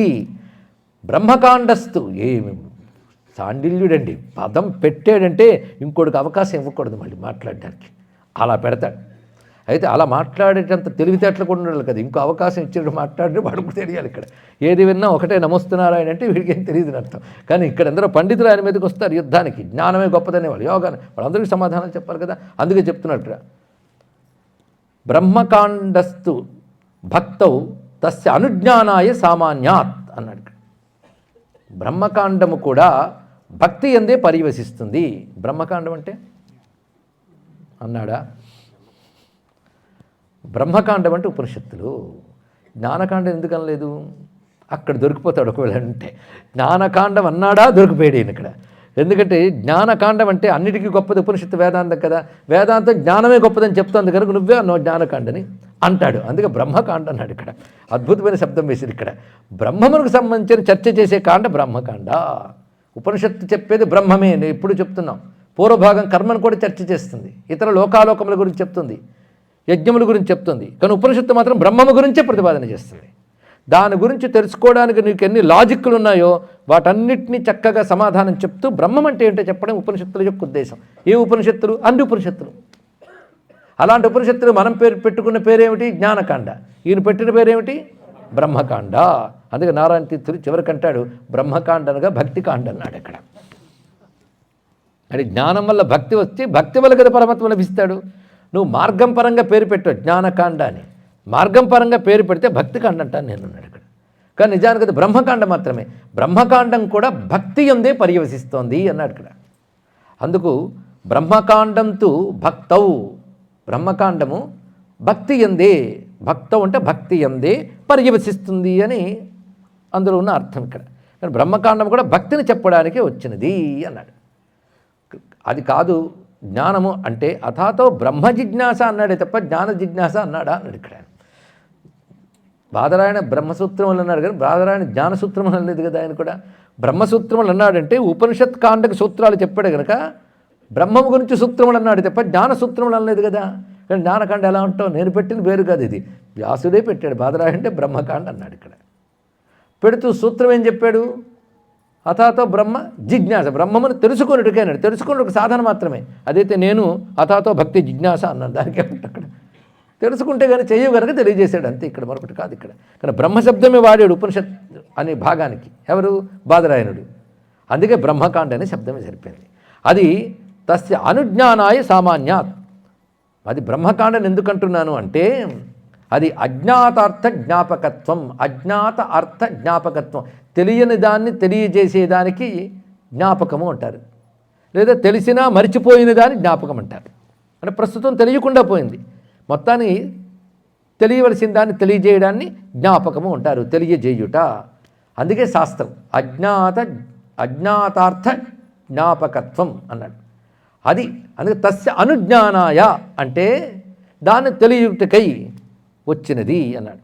ఏది? బ్రహ్మకాండ. బ్రహ్మకాండ దేనికి వచ్చింది? బ్రహ్మకాండ యొక్క తాత్పర్యం భక్తి ఎందే, అది చెప్పడానికే అది ఉంది అన్నాడు ఇక్కడ. బ్రహ్మకాండ దేనికున్నది? భక్తిని కలిగించడానికి ఉన్నది.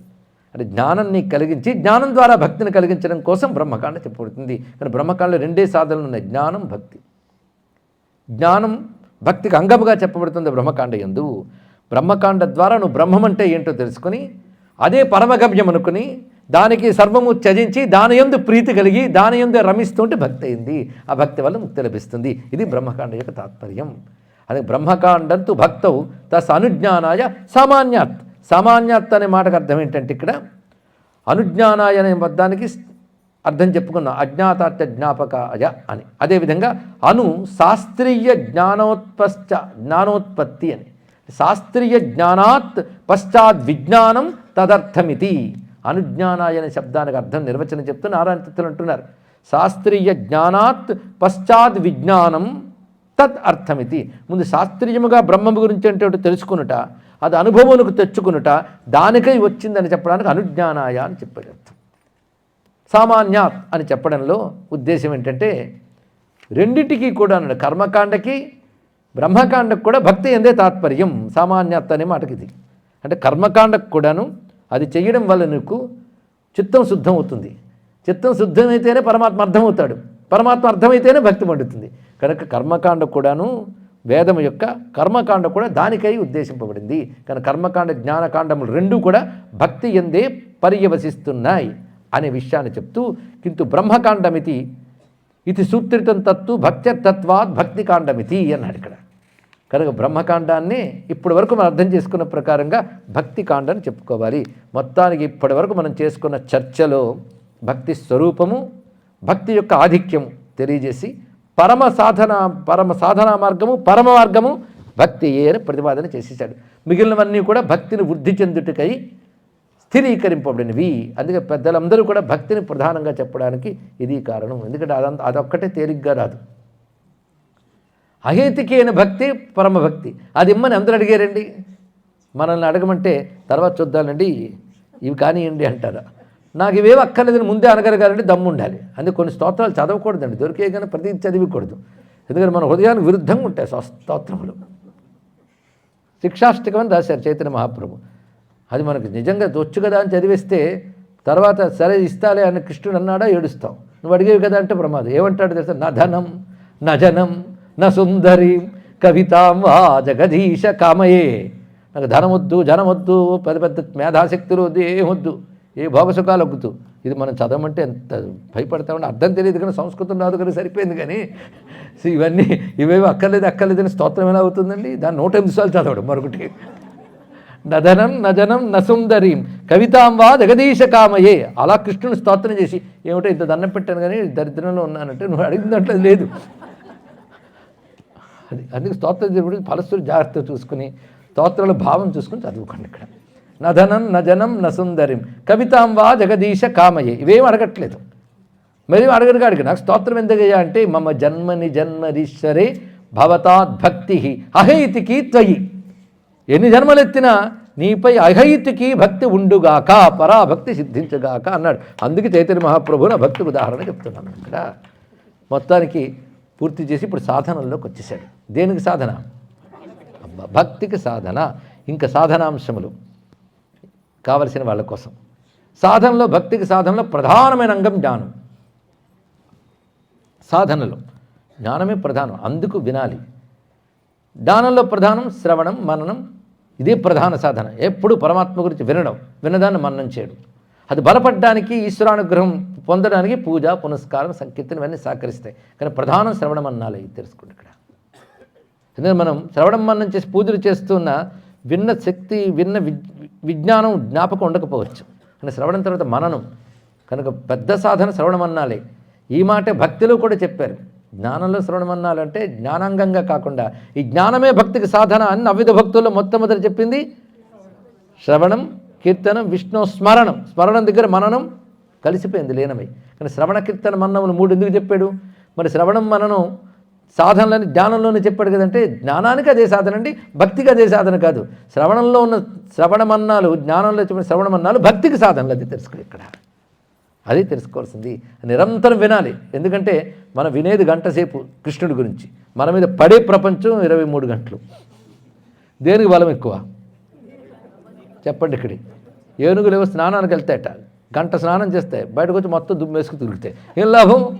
అదేవిధంగా పట్టాలి అంటే అర్థం శ్రవణం తర్వాత రెండో పని జరగాలి. ఏదైనా మనసులో మిగిలేదే మిగులుతుంది. కనుక దాన్ని మీరు మననం అంటారు, స్మరణం అంటారు, మీ ఇష్టం. మొత్తాన్ని జరగాలి కదా. రెండూ పని మనస్సుదే పాపం. స్మరణమన్న రెండింటి పనులు కాదు, ఒకదాని పని. ఈ మధ్యలో మరుగుతుంది నోరా వీపుకి తేకని సామెత. అది ఊరుకోదు. వీడినేదో అంటుంది, వాడినేదో ఉంటుంది. వాడి నోరేదో ఉంటే వీడి సాధనే ఆగిపోతుంది. వాడేదో జపానికి కూర్చొని అని వెళ్ళిపోతాడు. ఎంత మాట అన్నాడు, ఇంక వీడు జపం అయిపోయింది మొత్తం. కనుక నోరు అంత ప్రమాదం అండి. అందులో నోటుక పని చెప్పన్నాడు కీర్తన. అది కలిసే మన వివిధ భక్తులు కలిపారు. ప్రధానం శ్రవణం మన్నమేగా, దాని తర్వాత మిగిలాల్సిందే నిధిధ్యాసనం ఉంది కదా. కనుక ఇప్పుడు జ్ఞానానికి సాధనలా, భక్తికి సాధనలా ఎంతవరకు చేయాలండి శ్రవణ మననలు అని అడిగారు ఒకరు. ఇంకా ప్రారంభించకుండానే ఎంతవరకు చేయాలండి? 40 రోజులు సరిపోతుందా? మండల దీక్ష మరి ఉన్నాయిగా ఎలాగో. అప్పుడు ప్రారంభించింది 41 రోజు ఎప్పుడు వస్తుందా అని చూడడం. ఎంతవరకు చేయాలో చెప్తున్నాడు చూడండి ఇక్కడ. అద్భుతం. ఇంకా సాధన మొదలుపెట్టేస్తున్నాడు మహానుభావుడు. ఇక్కడ ఉపోద్ఘాతం ఇస్తూ స్వప్నేశ్వరాచార్య వారు గొప్ప మాటలు చెప్పారు ఇక్కడ. భక్తికి అంతరంగ సాధన జ్ఞానం, బహిరంగ సాధనాన్ని అపరభక్తి ప్రభృతీనాం అన్నాడు ఇక్కడ. భక్తికి అంతరంగ ప్రతి దానికి సాధనలు 2 రకాలు, అంతరంగం బహిరంగం. అంతరంగం అంటే లోపల చేయాల్సింది, బయట వస్తువుల అపేక్ష లేకుండా చేసేది అంతరంగ సాధనం. బయట వస్తువులతో అపేక్ష ఉండి చేసేది బహిరంగ సాధనం. అది బహిరంగ సాధనలు ఏమిటంటే పూజ, ద్రవ్యాలు, పునస్కారాలు, ఇవన్నీ బహిరంగ సాధనలు. అవి అవసరమే. స్నానం, జపం ఇత్యాదులు బహిరంగ సాధనలు. అంతరంగ సాధనం మాత్రం జ్ఞానమే అంతరంగ సాధనం. కనుక భక్తికి జ్ఞానం చాలా అవసరం. కానీ భక్తి జ్ఞానాన్ని ఎప్పుడు తోలనాడదు. జ్ఞానం లేకపోతే భక్తి లేదు. అదే జ్ఞానం ఉన్న భక్తుడే నాకు ప్రీతిపాత్రుడు అన్నాడు స్వామి. మళ్ళీ వెనక్కి వెళ్తున్నాం కాదు, గుర్తు చేస్తున్నాం. మననం కూడా ప్రవచనంలోనే జరుగుతుందన్నమాట ఇక్కడ. కనుక ఏం చెప్పాడు? జ్ఞానీచ భరతర్షభ అన్నప్పుడు జ్ఞానభక్తుడు నాకు ఎక్కువ అని చెప్పాడు కదా ఇక్కడ. కానీ జ్ఞానం గట్టిది కనుక అంతరంగ సాధన జ్ఞానమే. భగవంతుడి గురించే విను. సగుణమో నిర్గుణమో బ్రహ్మమే. కృష్ణుడు సచ్చిదానంద రూపాయను ప్రారంభిస్తాం, సర్వవ్యాపక అంటావు, అన్నీ చెప్తున్నావు, నిర్గుణవాచక శబ్దాలు వాడుతున్నావు. అలాంటి ఆయన లోకాన్ని ఉద్ధరించడం కోసం అజోపిసన్ అవ్యయాత్మ, పుట్టుక లేనప్పటికీ అవతరించాడు. అద్భుతమైన లీలామోహన దివ్యమంగళ విగ్రహంతో అవతరించాడు. అవతరించి అందరిని అనుగ్రహింపజేశాడు అంటూ లీలలు చెప్పుకుంటున్నాం. ఇదంతా ఆయన గురించి వినడమే శ్రవణం. వినడం మననం కోసమే శ్రవణం. ఈ రెండు చేసుకోవాలి. ఇది జ్ఞానంలో, ఇది అంతరంగ సాధన అన్నారు ఇక్కడ. బహిరంగ సాధన అని అపరభక్తి ప్రభృతీనాం అన్నాడు. అపరభక్తి మొదలైనవి అన్నాడు. మొదలైన వదిలేయడంతో మనకు పనిపెట్టాడని అర్థం. అపరభక్తి అంటే పరాభక్తి కానిది అపరభక్తి. పరాభక్తి ఇంత మాట్లాడేమో ఆపోజిట్ ఏమిటి? అపరభక్తి. అపరభక్తి అనగానే ఇందాక పూజాధికాలు, యోగాభ్యాసం, యజ్ఞయాగాది కర్తువులు, నిత్య నైమిత్తికాది కర్మలు, ఆబ్దికాలు చేయడం, పితృకర్మలు, ఇవన్నీ కూడా అపరభక్తి కిందకు వస్తాయి. ఎవరికి? భగవంతుడు కావాలనుకునేవాడికి అపరభక్తి కింద వస్తాయి. ఆ భగవంతుడు కావాలనుకోకుండా ఈ కర్మలు చేస్తే కర్మ అవుతుంది. అది తెలుసుకోండి. కర్మ లేదా గట్టిగా చేస్తే కర్మయోగం, అంతే తప్ప అది కర్మ కిందకు వచ్చేస్తుంది. కర్మ అపరభక్తి సాధనగా మారాలంటే భగవంతుడు కావాలనుకుని కానీ మీరు ఇవి చేస్తే, పితృకర్మలు ఎందుకు చేయాలి? భగవంతుడి కోసమా? కాదా? ఇంత విని పితృకర్మలు కూడా భగవంతుడు కావాలని చేయాలి. అదేవిధంగా క్షేత్రాలు, తీర్థయాత్రలు, బహిరంగ సాధనలు, ఇవన్నీ అవి దేనికోసం చేయాలి? భగవంతుడు కావాలని చేయాలి. కానీ ఇవి అపరభక్తి సాధనలు కిందకు వస్తాయి. అంటే భగవంతుడు కావాలని ఇవి కానీ చేస్తే పితృకర్మలు చేయడం వల్ల మనం రుణ విమోచనం జరుగుతుంది. దాన్ని బట్టి మనకి పాపం పోతుంది. దానివల్ల మనం భగవంతుడి జ్ఞానం పొందడానికి అర్హులమయ్యాం. కనుక అపరభక్తి అంటే ఇవన్నీ కూడా అపరభక్తి కింద మార్చుకుంటాడు భక్తుడు, కానీ విడిచిపెట్టడు. చూసారా? అదే భక్తుడే జ్ఞానంలోకి వచ్చా నువ్వు మానేశానంటే భ్రష్టుడు అయిపోతాడు. అయితే భక్తి లేదు, జ్ఞానం లేదు, కానీ నీవు మాత్రం శ్రద్ధగా చేసేవాళ్ళు కనబడతారు కదా, వాళ్ళు పుణ్యాత్ములు. వాళ్ళు పాపాలు అంటావు కనుక వాళ్ళు ఉత్తమ లోకాలకు వెళ్తారు, నరకాల్లో పడరు, ఈ జీవితంలో కూడా ఆనందించవచ్చు, తర్వాత ఉత్తమ జన్మలు వస్తాయి. తెలిసింది కదా, బాగా అర్థమైపోయింది కదా. భక్తి జ్ఞానం లేకుండా కర్మ చేస్తే వాడు పుణ్యాత్ముడు,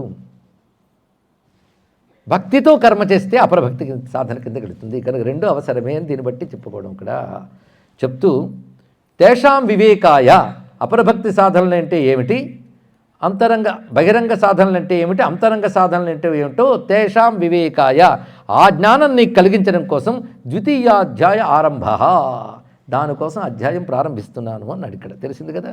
దీన్ని బట్టి అధ్యాయం వచ్చే సబ్జెక్ట్ మ్యాటర్ ఏమిటో ఎంత అందంగా చెప్పాడండి ఇక్కడ.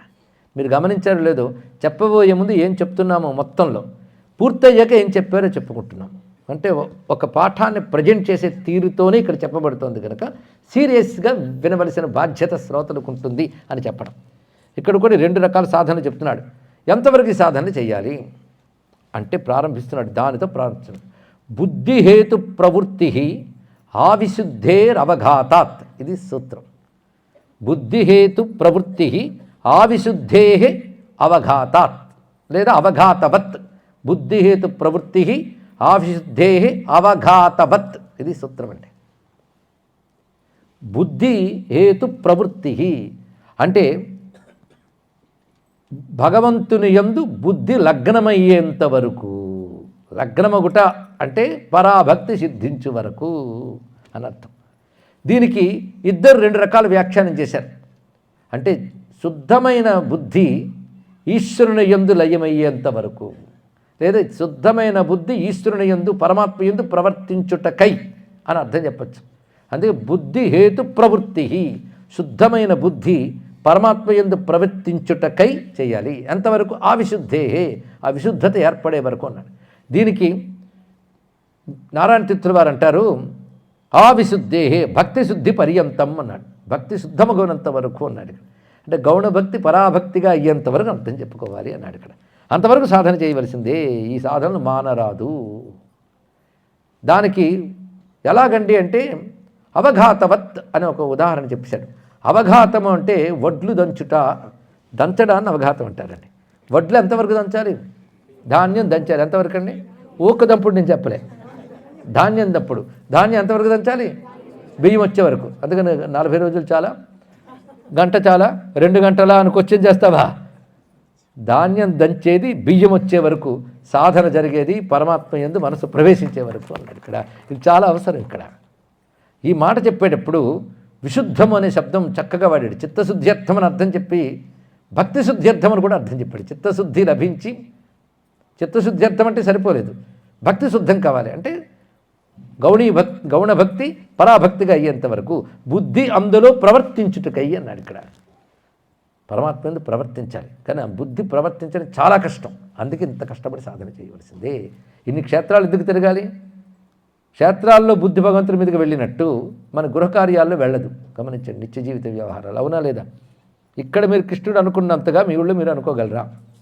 క్షేత్రం యొక్క గొప్పతనం అది. ఇక్కడ మీరు వద్దన్నా మీ చుట్టూ వాళ్ళు అంటుంటే మీరు అనేస్తారు. అవతల రాధే రాధే అంటే ఉరిక్కిపడి రాధే రాధే అంటాం. మరి ఏం చేస్తాం? అంటే అనుకోకుండా ప్రవర్తించేస్తున్నాం. అందుకే ఇవన్నీ అపరాభక్తి గుర్తుపెట్టుకోండి. ఇలా బృందావనం నుంచి రాధే రాధే 9 అవగానే ఠంగని కైవల్యం లేదు. డిసప్పాయింట్ చేశారు అనుకోవద్దు. ఇవన్నీ అవసరమే. అపరాభక్తి ఇక్కడ.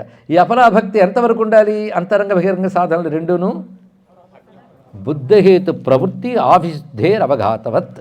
ఎంత అందమైనటువంటి మాటని ఇక్కడ చెప్పారు. దీన్నే బ్రహ్మసూత్రాలతో అన్వయిస్తారండి నారాయణ తీర్థుల వారు.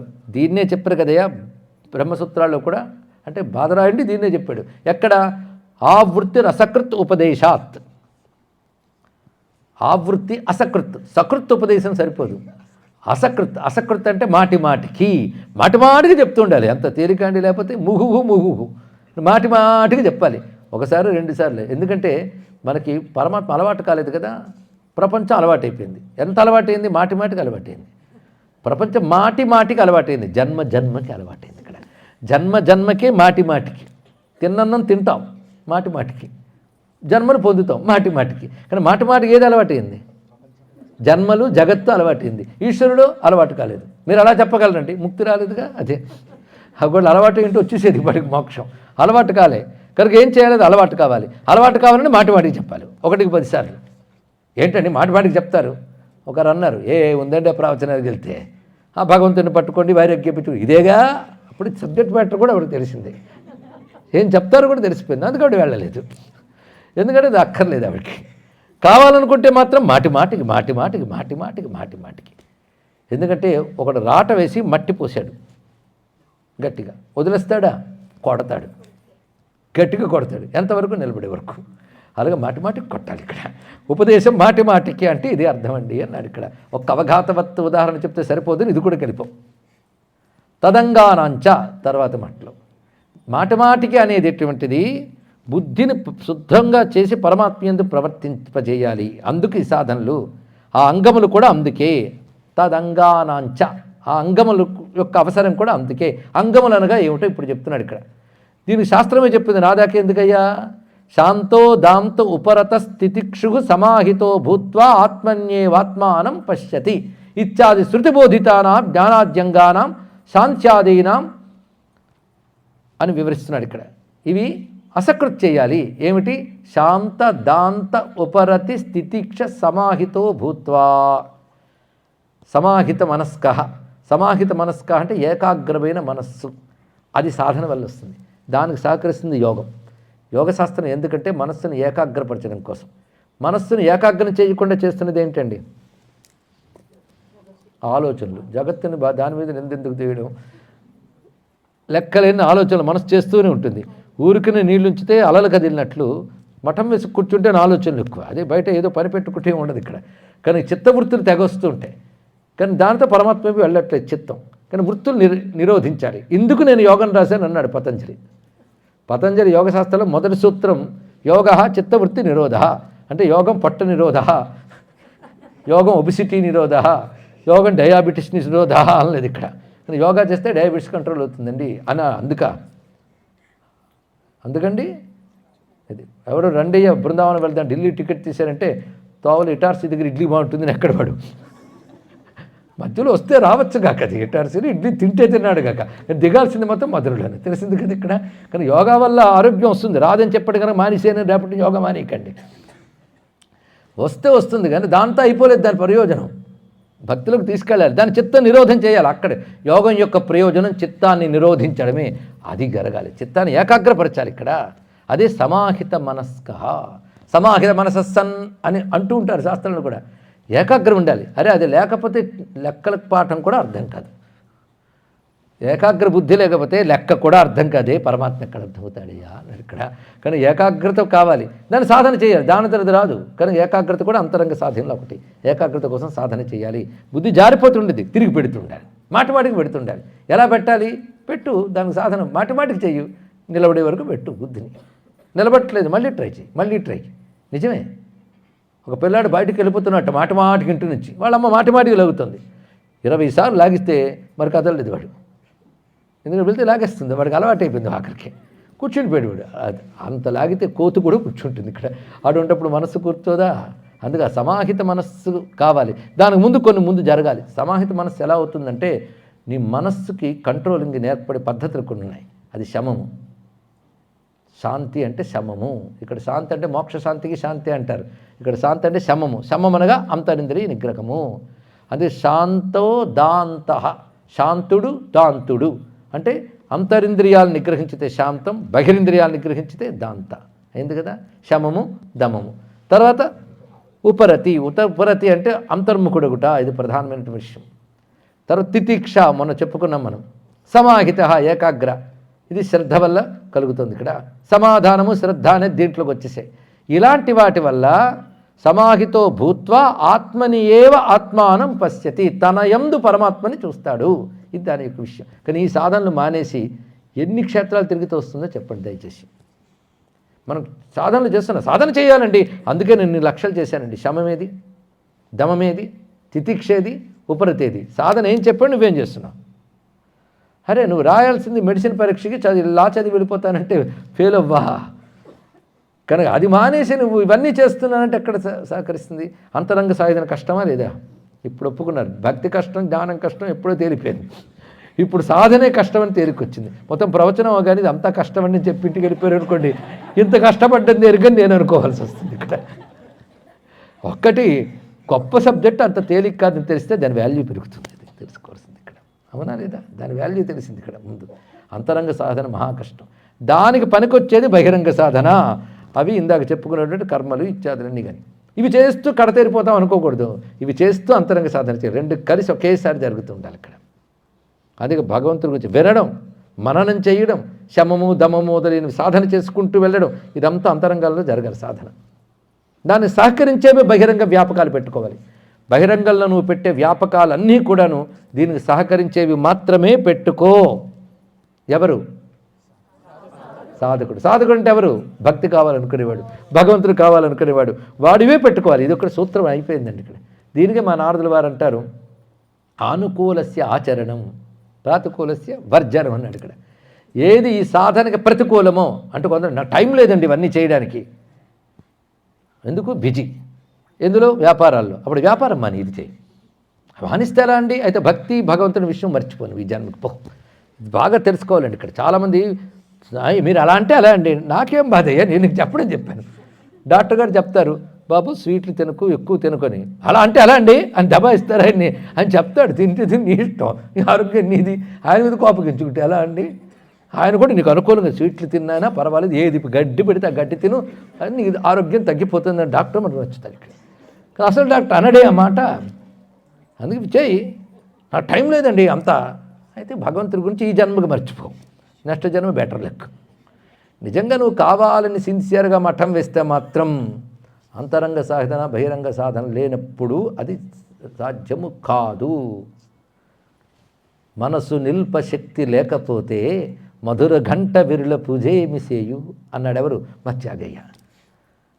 అది నిలపగలగాలి. మానస వనచర వర సంచారము నిలిపి మూర్తి బాగుగా పొడగనేవారు ఎందరో మహానుభావులు. మూర్తి బాగుగా పొడగనాలి. బాగుగా అంటే క్రిస్టల్ క్లియర్.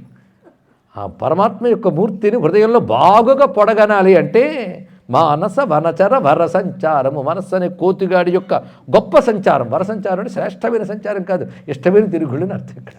మానస వనచర వర సంచారము నిలిపి మూర్తి బాగుగా పొడగనేవారు ఎందరో మహానుభావులు. అటువంటి వారు, అది వాళ్ళ యొక్క సాధన. అందుకే పగలేక మతిలోన బరగనివాడు, ఇటువంటి వాడు కావాలయ్యా. పరనింద సేయ తత్పరుడు కానివాడు. బహిరంగ సాధనలోకి వస్తాయని, ఇతర నిందలు చేయకపోవడం ఇవన్నీ బహిరంగ సాధనలు. బహిరంగ సాధన కూడా సరిగ్గా చేయట్లేనప్పుడు తెలిసిపోయింది. ఇవన్నీ సహకరిస్తేనే సమాహితాత్మ అవుతాడు. సమాహితాత్మ అయితేనే జ్ఞానం అర్థమవుతుంది. జ్ఞానం అర్థమైతేనే భక్తి బలపడుతుంది. భక్తి బలపడితేనే ముక్తి అవుతుంది. ఇది మొత్తం సాధన చెప్పాడు. అందుకే శమధమాదులు తదంగానాంచ ఇవి అంగములు. మొత్తాన్ని సాంగా బుద్ధి అభ్యసనీయేత్. ఒకటే మాట, 2 సూత్రాలు కలిపి ఒక సూత్రం ఇచ్చారు నారాయణ తీర్థులు గారు. ముందేం చెప్పాడు? బుద్ధి పరమాత్మ యందు ప్రవర్తించే వరకు నువ్వు సాధన చేయాలి. అవి అంగములు. ఆ అంగములతో కూడిన బుద్ధి, ఇది చెప్పాడు. అది అభ్యాసం. సాంగా బుద్ధి అభ్యసనీయ. అంగములతో కూడిన బుద్ధిని అభ్యసించు. అంటే అంగములని దేనికి? బుద్ధి పరమాత్మ యందు లగ్నం ఒకటికై. అప్పుడుగా లగ్నం కాదు, మధ్యలో లగ్నం ఏంటంటే భ్రాంతి. ఇది తెలుసుకోండి ఇక్కడ. ఇది చెప్తూ ఇప్పుడు బుద్ధిని లగ్నం చేయమన్నారు కదా, దేని యందు ఎలాంటి? ఇప్పుడు జ్ఞానంలో మాకు తెలిసింది, జ్ఞానం ద్వారా జ్ఞానానికి ఇవి కావాలి, దానివల్ల జ్ఞానం వచ్చింది. జ్ఞానం మాకు 2 రకాలుగా చెప్తున్నారు కదా. ఇప్పుడు ఉపనిషత్తులో 2 రకాలుగా ఉంటుంది. జీవుడికి ఈశ్వరుడికి భేదం ఉంది, జీవుడికి ఈశ్వరుడికి భేదం లేదు. అంటే ద్వైత విశిష్టాద్వైత అద్వైత చర్చ కూడా చేస్తున్నాడు శాస్త్రం కదా. కంప్లీట్నెస్ ఉంటుంది. అదే నాకు అర్థమైందే చెప్పండి అని కాదు, చెప్పాల్సింది చెప్తాడు ఆయన ఇక్కడ. అర్థం చేసుకోవడం పని మనకు పెడతాడు. ఏం చేస్తాడు?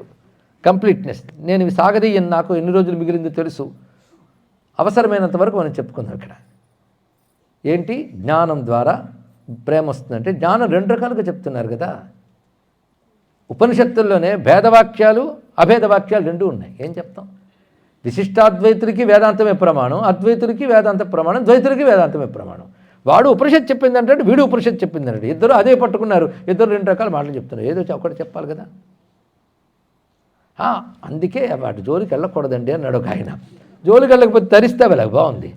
ఒక్కొక్క డాక్టర్ ఒకటి చెప్తాడు కనుక నేను అసలు వైద్యమే పుచ్చుకోనంటే అనారోగ్యంతో పోతాను. తెలుసుకోండి ఇక్కడ. నువ్వు సమన్వయించుకోగలగాలి ఇక్కడ పద్ధతిని. 2 ఉపనిషత్తు ఎందుకు చెప్పిందంటే అన్ని రకాల మనుషులు ఉండరు గనక. అది ఇక్కడ చెప్పింది ఇక్కడ. ఒక్కొక్కడు బుద్ధి ఒక్కొక్కలాగా ఉంటుంది. వాడి బుద్ధితో వాడు తరించడం కోసం వాడికి ఏం కావాలో చెప్తుంది ఇక్కడ. పైగా 2 కూడా సత్యాలు ఉంటాయి. 2 సత్యాలు ఉండకూడదా? 2 సత్యాలు ఉంటాయి. నీకు కనబడుతున్న సత్యం ఒకటి ఉంటుంది, కనబడని సత్యం ఒకటి ఉంటుంది ఇక్కడ. కనబడుతూ ఉన్న దాని ముందు తెలుసుకుంటే కనబడని దాని తర్వాత తెలుసుకుంటాం. 2 రకాల సత్యం చెప్తుంది వేదాంతం. అందుకే దానికి దీనికి కూడా సమర్థిస్తూ సమన్వయించే వాళ్ళు కావాలి. ఆ సమన్వయించే వాళ్ళల్లో మనకు తెలిసి చరిత్రలో ఆదిశంకర భగవత్పాదులు వారు అని కేవల అద్వైత ప్రవక్త మాత్రం కాదు, ఆయన ద్వైత విశిష్టాద్వైత అద్వైత సమన్వయకర్త ఆదిశంకర భగవత్పాదులు వారు. ఈ సూత్రం గుర్తుపెట్టుకుని తర్వాత మాట్లాడుకుందాం ఎప్పుడైనా దీని గురించి. చిన్న విషయం కాదు. ఆయన ఎక్కడెక్కడ ఎలా సమన్వయించాడని తర్వాత వేరే విషయం. ఆ సమన్వయం ఎలా చేస్తున్నాడు? మొత్తానికి 2 చెప్పబడుతున్నాయి. ఒకటేమిటి? పరమాత్మకి జీవుడికి లేదా ఈశ్వరుడికి జీవుడికి భేదం ఉందని, ఈశ్వరుడి జీవుడికి భేదం లేదని. ఇందులో ఏది అంటే మొట్టమొదటిగా ఈశ్వరుడిని ఆశ్రయించాలి. ఈశ్వరుడిని ఆశ్రయించాలంటే ఆశ్రయించే వాడొకడు, ఆశ్రయింపబడి ఈశ్వరుడు 2 ఉన్నాయిగా. 2 ఉన్నాయంటే ఏముంటున్నట్టు? ద్వైతం ఉన్నట్టు కదా. అది చెయ్యాలా లేదా? ఈశ్వరుని ఆశ్రయించాలా లేదా? చెప్పు. లేదా అద్వైతం అంటే ఏమిటి? ఏదో ఒకటి. ఈశ్వరుడు జీవుడు. జీవుడు అంటే ఎవరు? నేను. అంటే ఇది కూడా గోలండి. నేను అంటే నాకు ఈశ్వరుడికి భేదం లేదు. అంతకుముందు ఈశ్వరుని ఆశ్రయించారు ఎవరు? నేను. నేను ఈశ్వరుణ్ణి ఆశ్రయించాను. 3 వచ్చే త్రిపుట ఎప్పుడు వచ్చిందో ద్వైతం. ఇందులో ఏది గొప్పది? మొదటిది గొప్పదంటాడు కాశ్యపుడు. ఇది సూత్రం. తాం ఐశ్వర్యపదాం కాశ్యప పరత్వాత్. తాం ఐశ్వర్యపదాం కాశ్యప. బ్రహ్మ ప్రతిపత్తి అంటే బ్రహ్మము గురించి తెలుసుకున్నట్టు కానీ పొందుట కానీ ఐశ్వర్యపదాం పరమేశ్వర విషయంగా చెప్పబడుతుంది. అంటే బుద్ధిని ప్రారంభించారు కదా. బుద్ధి పరమేశ్వర పరమైనప్పుడు మాత్రమే భక్తి లేదా ముక్తి. బుద్ధి పరమేశ్వర పరమైనప్పుడే ముక్తి. పురుషోత్తముని మీది బుద్ధి ఇంతవరకు చెప్పిన సాధన బుద్ధి పరమాత్మకు అర్పించాలి. అంగములతో చేసిన సాధన వల్ల బుద్ధి పరమాత్మకు అర్పించబడాలి. అయితే పరమాత్మకి అంటే ఆయన ఈశ్వరుడు నేను అర్పిస్తున్నాన భావంతో అర్పించాలా, ఆయనే నేను ఆత్మ అనే విధంగా బుద్ధి అనుకోవాలా?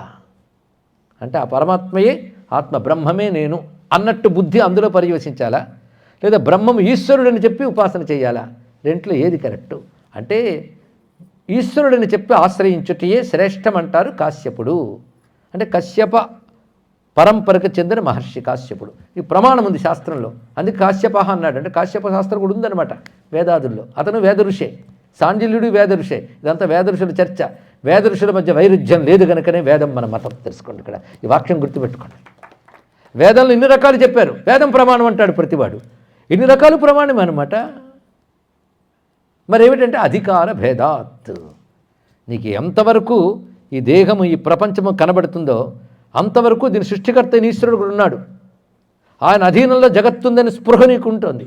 అది ఉన్నంతకాలం ఈశ్వరుని ఆశ్రయించవలసిందే, ఈశ్వర అనుగ్రహం కావలసినదే. అప్పుడు తెలుస్తుంది కొంతకాలానికి భేదం లేదనే విషయం. ఎవరికి? ఈశ్వరుడికి జీవుడికా? ఈశ్వరుడికి జీవుడికి భేదం లేదంటే బ్రహ్మమునకు భేదం లేదు.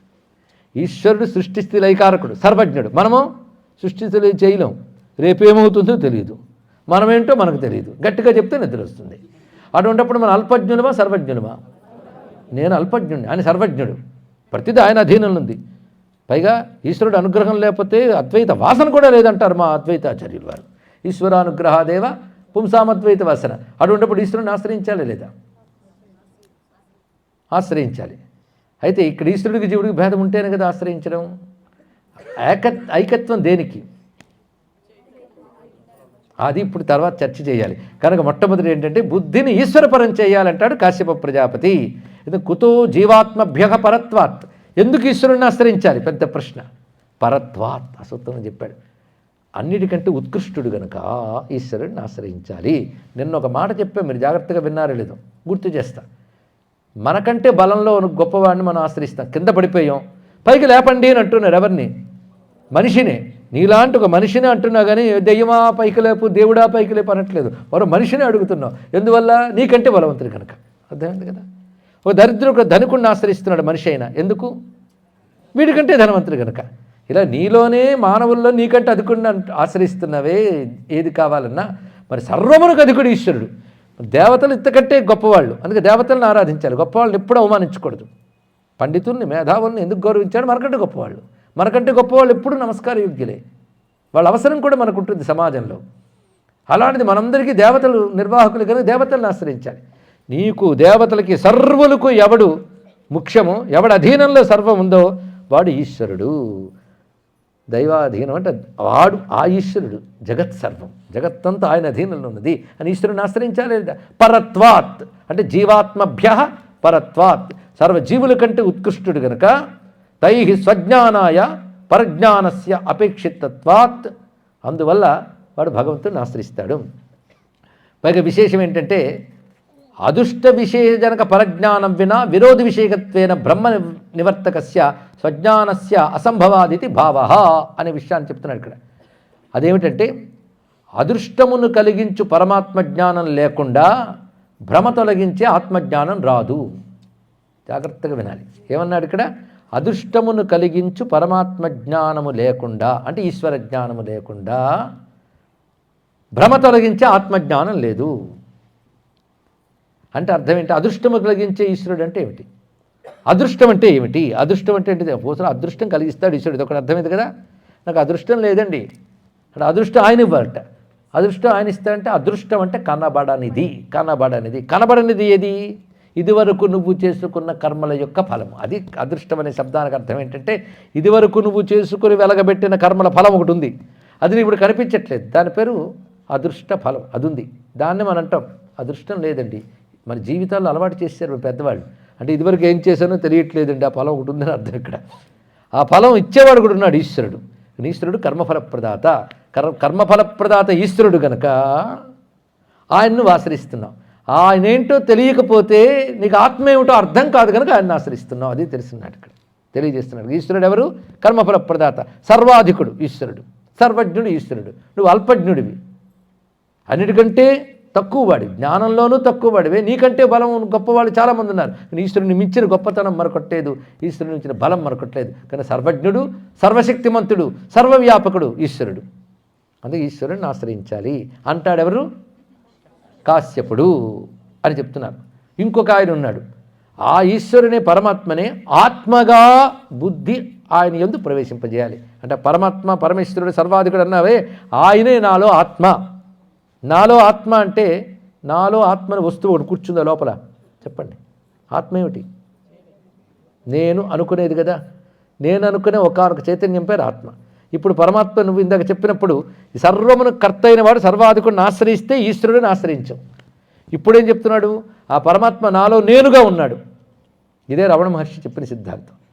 కనుక బుద్ధిని ఆత్మీక పరాం, అక్కడ ఐశ్వర్య పదాం లేదా ఐశ్వర్య పరాం ఐశ్వర్య పదాం, ఈశ్వరాత్మరంగా బుద్ధిని తిప్పమన్నాడు కాశ్యపుడు, ఆత్మపరంగా బుద్ధిని తిప్పమన్నాడు. అంటే ఆ పరమాత్మ పరమేశ్వరుడు ఎవడో వాడు నాలో ఆత్మగా ఉన్నాడు, అంటే నేనుగా ఉన్నాడు. అయినప్పుడు మరి నాకు ఆయనకు భేదమే ఉంది, ఇది చెప్పమన్నాడు. అంటాడెవడు ఆత్మపరంగా బుద్ధిని తిప్పమని? బాదరాయణుడు. బాదరాయణుడు అంటే ఉత్తర మీమాంసాకర్త. ఉత్తర మీమాంస అంటే వేదాంత మీమాంసని మనకు అర్థించినటువంటి బాదరాయణుడు ఉద్దేశం ఏంటి? ఆత్మైక పరాం. ఎక్కడ చెప్పాడయ్యా అంటే బాదరాయణ బ్రహ్మసూత్రం చూపిస్తున్నాడు. ఆత్మేత్యూపగచ్చంతి గ్రాహయంతి చా. గొప్ప సాధకుడు పరమాత్మని అన్య వస్తువుగా కాకుండా, అంటే తాను కానివాడు అనుకోకుండా, భగవంతుడు మనకు అన్యుడు కాడు. ఇది అనన్య భక్తి మనకు ఉదాహరణ. అనన్య భక్తి అంటే భగవంతుడు నాకు అన్యుడు అని కాకుండా, భగవంతుడు ఉన్నాడు నేను ఒకడు ఉన్నాడు అంటే అన్యభావం కదా. భగవంతుడు అన్యము కాదు, నాలో ఆత్మగా ఆయన ఉన్నాడు. నాలో ఆత్మ అంటే నా ఆత్మ అని లేదు, నేనే ఆత్మ, కానీ నేనే బ్రహ్మము, అదే అహం బ్రహ్మాస్మి అంటే మరొకటి కాదు. ఇక్కడ భగవంతుని ఆత్మగా ఎవడు తెలుసుకొని బుద్ధిని ఆత్మపరంగా అన్వయిస్తాడో వాడు జ్ఞాని ముక్తుడు అని చెప్తున్నారు ఎవరు? బాదరాయణుడు. కానీ జ్ఞానంలో రెండు మాటలు వచ్చేసాయి. సర్వేశ్వరుని ఆశ్రయించంటాడు కాశ్యపుడు, బుద్ధిని ఆ సర్వేశ్వరుని వైపు తిప్పమంటాడు, బుద్ధిని ఆత్మవైపు తిప్పమంటాడు బాదరాయణుడు. ఎందువైపు తిప్పమంటారండి మీరు? రెండు మాటలు చెప్తున్నారు. దానికి చెప్తూ ఏతన్మతే జీవబ్రహ్మత్వ కల్పనాయా మిథ్యత్వాత్ శుద్ధ చిత్తాత్మన మాత్ర బుద్ధే తత్వజ్ఞానత్వాత్ తదేవ ముక్తి ఫలాయితి అంటాడు స్వప్నేశ్వరాచార్యులు. అంటే స్వప్నేశ్వరాచార్యుల మతం కూడా బాదరాయణుడి మతాన్ని సమర్థిస్తున్నట్టు కనిపిస్తుంది చూడండి. ఎందుకంటే ఏతన్మతే, చక్కగా ఏతన్మతే అంటే బాదరాయణుడి మతం ప్రకారం, ఇది సత్యమా అవునా పక్కన పెట్టండి, బాదరాయణుడు చెప్పిన ప్రకారంగా జీవభావం కల్పితం, బ్రహ్మభావం సత్యం. అంటే సర్వశక్తిమంతుడు సర్వవ్యాపకుడు ఈశ్వరుడు సత్యం. పుట్టాను చచ్చాను ఏడ్చాను నవ్వాను అనుకునే జీవభావం చెప్పండి కల్పితం అవునా కదా? ఎందుకంటే నేను ఏడ్చానండి ఎంతసేపు, మళ్ళీ రేపు ఉండదు. ఇది నవ్వానండి రేపు, ఇప్పటికీ మారిపోతుంది. ఇక్కడ పుట్టానండి చచ్చానండి అన్నం గారిపోతాం, ఈ మధ్యలో ఉన్నానండి, ఇవన్నీ ఉంటున్నాయి పోతున్నాయి. ఇవి నిత్యమా? కాదు కదా. బ్రహ్మము నిత్యం. ఇప్పుడు ఏది సత్యం? బ్రహ్మమే సత్యం, నువ్వే చెప్పేస్తున్నావు. మిగిలినవి కల్పితం. కల్పితం కూడా మిథ్యేగా, అది చెప్పాడు ఇక్కడ. మిథ్య అంటే ఏమిటో లేదు, కల్పితమే. ఎప్పుడు ఏదనుకుంటే అదే అవుతున్నావు, అది కల్పితమే కదా. కల్పితమైనది సత్యం ఎలా అవుతుందండి? ఏది ఉండడం వల్ల ఇవన్నీ కల్పించుకోగలుగుతున్నావు, ఆ చైతన్యం ఉందే అది సత్యం. దాన్ని బ్రహ్మం అన్నారు ఇక్కడ, దాన్ని ఆత్మ అన్నారు. కనుక బుద్ధిని అటు తిప్పు, కల్పితం వైపు తిప్పకుండా అని అంటున్నారు ఎవరు? బాదరాయణుడు. అది ఏతన్మతే జీవబ్రహ్మత్వ కల్పనాయా మిథ్యత్వాత్ శుద్ధ చిదాత్మ మాత్ర బుద్ధే. ఇవన్నీ మిథ్యము గనక మిథ్యలైన వాటి వైపు బుద్ధిని తిప్పకుండా సత్యమైన వాడు బుద్ధిని తిప్పంతే. ఇందులో పెద్ద గొడవే ఉందండి, నువ్వే చెప్పావు. ఇప్పుడు ఉదాహరణ చెప్తే మీరు ఒప్పుకున్నారు, కల్పితం కల్పితం కల్పితం. మరి కల్పితం వైపు బుద్ధిని తిప్పుతారు, ఇది మారిపోతుంది. కానీ ఏ చైతన్యం ఉన్న వాళ్ళు మారుతుందో, చైతన్యం మారట్లేదే, అదే ఆత్మ. అడుగు బుద్ధిని తిప్పు ఇక్కడ అన్నాడు ఎవరు? బాదరాయణుడు. ఈ విషయం చక్కగా చెప్తూ అది ముక్తి ఫలాయ, అదే ముక్తికి ఫలము, దానికే చెయ్యండి అన్నారు ఆయన. ఇందులో మేమేది స్వీకరించాలి అనే మాట అయితే, ఏది స్వీకరించాలి ఎవరు చెప్పాలి? ఇప్పుడు సాండిల్యుడు చెప్పాలి. ఎంతవరకు కాశ్యపుడు ఏమిటో ఉన్నాడో చెప్పాడు, బాదరాయణుడు ఏంటో చెప్పాడు. మరి తమరేమిటండి? ముందు అదే అడగాలి ఇక్కడ. వాడిది కోట్ చేసి వీడిది కోట్ చేసి తప్పించుకుంటే ఎలాగా? మాకెంత నూరిపోస్తూ మేము ఏదైనా కరెక్ట్ అనుకుంటున్నామో కాదని మందలిస్తూ ఇంతవరకు చెప్పి ఇప్పుడు ఆయన ఇలా అన్నాడు ఈయన ఎలా అన్నాడు నీళ్ళు పెద్ద ఎలాగయ్యా తమరేమంటారు చెప్పండి అంటే సరే నేను చెప్పింది రెండు అర్థమయ్యా అని అడుగుతున్నాడు. మనకు అర్థమయ్యా అని అడుగుతున్నాడు నారాయణ తీర్థుల వారు. కాశ్యప మతస్య దాసోహమితి బుద్ధౌ పర్యవసానాత్. కాశ్యప మతం దాసోహం, బాదరాయణ మతస్య సోహమితి బుద్ధౌ పర్యవసానాత్. కాశ్యపుడి మతం దాసోహం, పరమాత్మగా దాసుడిని. దాసుడంటే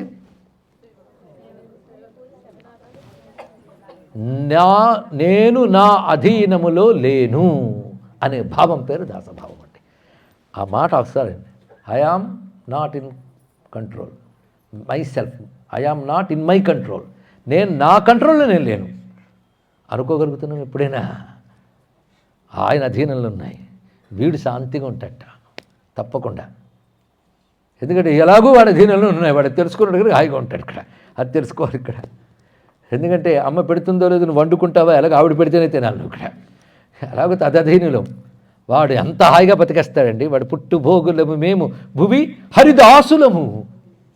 హరిదాసభక్తి, ఈ దాసభక్తి ద్వైతంలో ఉంటుంది ఇక్కడ. అందుకే వాళ్ళందరూ దాసభావాన్ని ఎక్కువగా చూపిస్తుంటారు. అందుకని దాసుని లేదు, ఈ దాసభావం మరింత బలపడటం కోసం ప్రేమతో వాత్సల్యం ఇత్యాదులన్నీ కలుపుకుంటారు. ఇవన్నీ కూడాను తన అధీనంలో తాను లేదు, అంతా పరమాత్మగా అధీనం.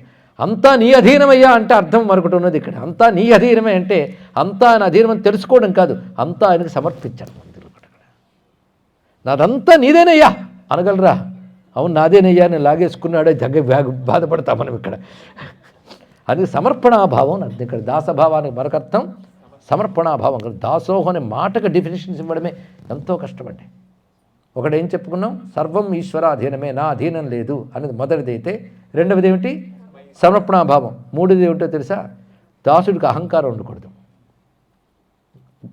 దాసుడు యజమాని దగ్గర అహంకారం ఎప్పుడు చూపిస్తాడో తెలుసా, మరుక్షణంలో మానేద్దాం ఉద్యోగం అనుకున్నప్పుడు, అంతే అప్పుడు చూపిస్తాడు. అప్పుడు అంతవరకు చిత్తం ఏం చెప్తే అది ఆయన విరుద్ధంగా ఏమీ చేయడు. ఒకవేళ విరుద్ధంగా చేస్తే ఆయన మనస్సుకు ప్రతికూలమైతే పని నడవదు అనుకుంటాడు. అంటే అనుకూలంగా వెళ్ళాలి, అని తగ్గట్టు వెళ్ళాలి.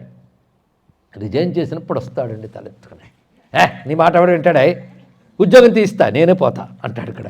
అప్పుడు వస్తుంది. కానీ దాసుడు ఉన్నప్పుడు మాత్రం అహంకారం లేదు, చూసారా? కనుక మూడవది ఏమిటి, అహంకార రాజ్యం. దాస అనే దానికి ఇంత గొప్ప విషయం. ఇప్పుడు చెప్పండి, దాసోహం అంత తేలిక? సోహం కాదండి దాసోహం. కొందరు అదొకటి పద్ధతిగా నేర్చారు ఇక్కడ. అదేమి తేలికనుకున్నారా? ఈశ్వరుడికి సర్వం అధీనం అన్న విషయం తేలిక కాదు. అందుకే వాడు మహర్షి, అతడు మహర్షి, ఇతడు మహర్షి, ఇద్దరు మనకి చెప్పారు. మీరేమంటారు చెప్తున్నా విను. ఉభయపదాం శాండిల్య శబ్దోపపత్తిభ్యాం ఉభయపదాం లేదు ఉభయపరాం. ఉభయము శాండిల్యుడి మతమే. అంటే ఈశ్వరార్పణంగా ఈశ్వరాధీనంగా ఉండాలి, ఈశ్వరుడే నాలో ఆత్మగా ఉన్నాడని ఎరుక ఉండాలి. చూసారా? జాగ్రత్తగా వినండి. నేనేం కన్ఫ్యూజ్ చేయట్లేదు నేను అనుకుంటున్నా. మీ అందరికీ భగవద్గీత ఇష్టం కదా. ఈ రెండిట్లో స్వామి రెండూ చెప్పాడు అక్కడ. మరి ఎక్కడెక్కడ చెప్పాడో నేను చూపిస్తాను. అందుకే నన్ను శబ్ద ఉపపత్తిభ్యాం, ఈ రెండు అనేది శాండిల్యుడు. మళ్ళీ నీ ఒపీనియన్ చెప్పడానికి వీలు. దానికి ఏంటంటే వాడన్నాడు వీడన్నాడు చెప్తున్నావు, నువ్వేమన్నావు అని అడగాలి. నువ్వు అన్నమాటకి శాస్త్ర ప్రమాణం ఉందా అని మళ్ళీ అడగాలి. ఆయనకి ఇక్కడ ఇన్ని చిక్కులండి చెప్పేవాడికి. శబ్ద ఉపపత్తిభ్యాం అని రెండు మాటలు వేశాడు. శబ్దము అంటే శాస్త్రం, ఉపపత్తులు దాని ఆధారంగా చెప్పే ఉదాహరణ ప్రమాణములు, ఇవి కలిపి చెప్పాలి. ఈ రెండిటి ప్రకారం నేను చెప్తున్నాను, రెండు సత్యములే అన్నాడు ఇక్కడ. ఎలా రెండు సత్యాలు ఉంటాయంటే ఉండవా ఏమిటి? ఉంటాయి.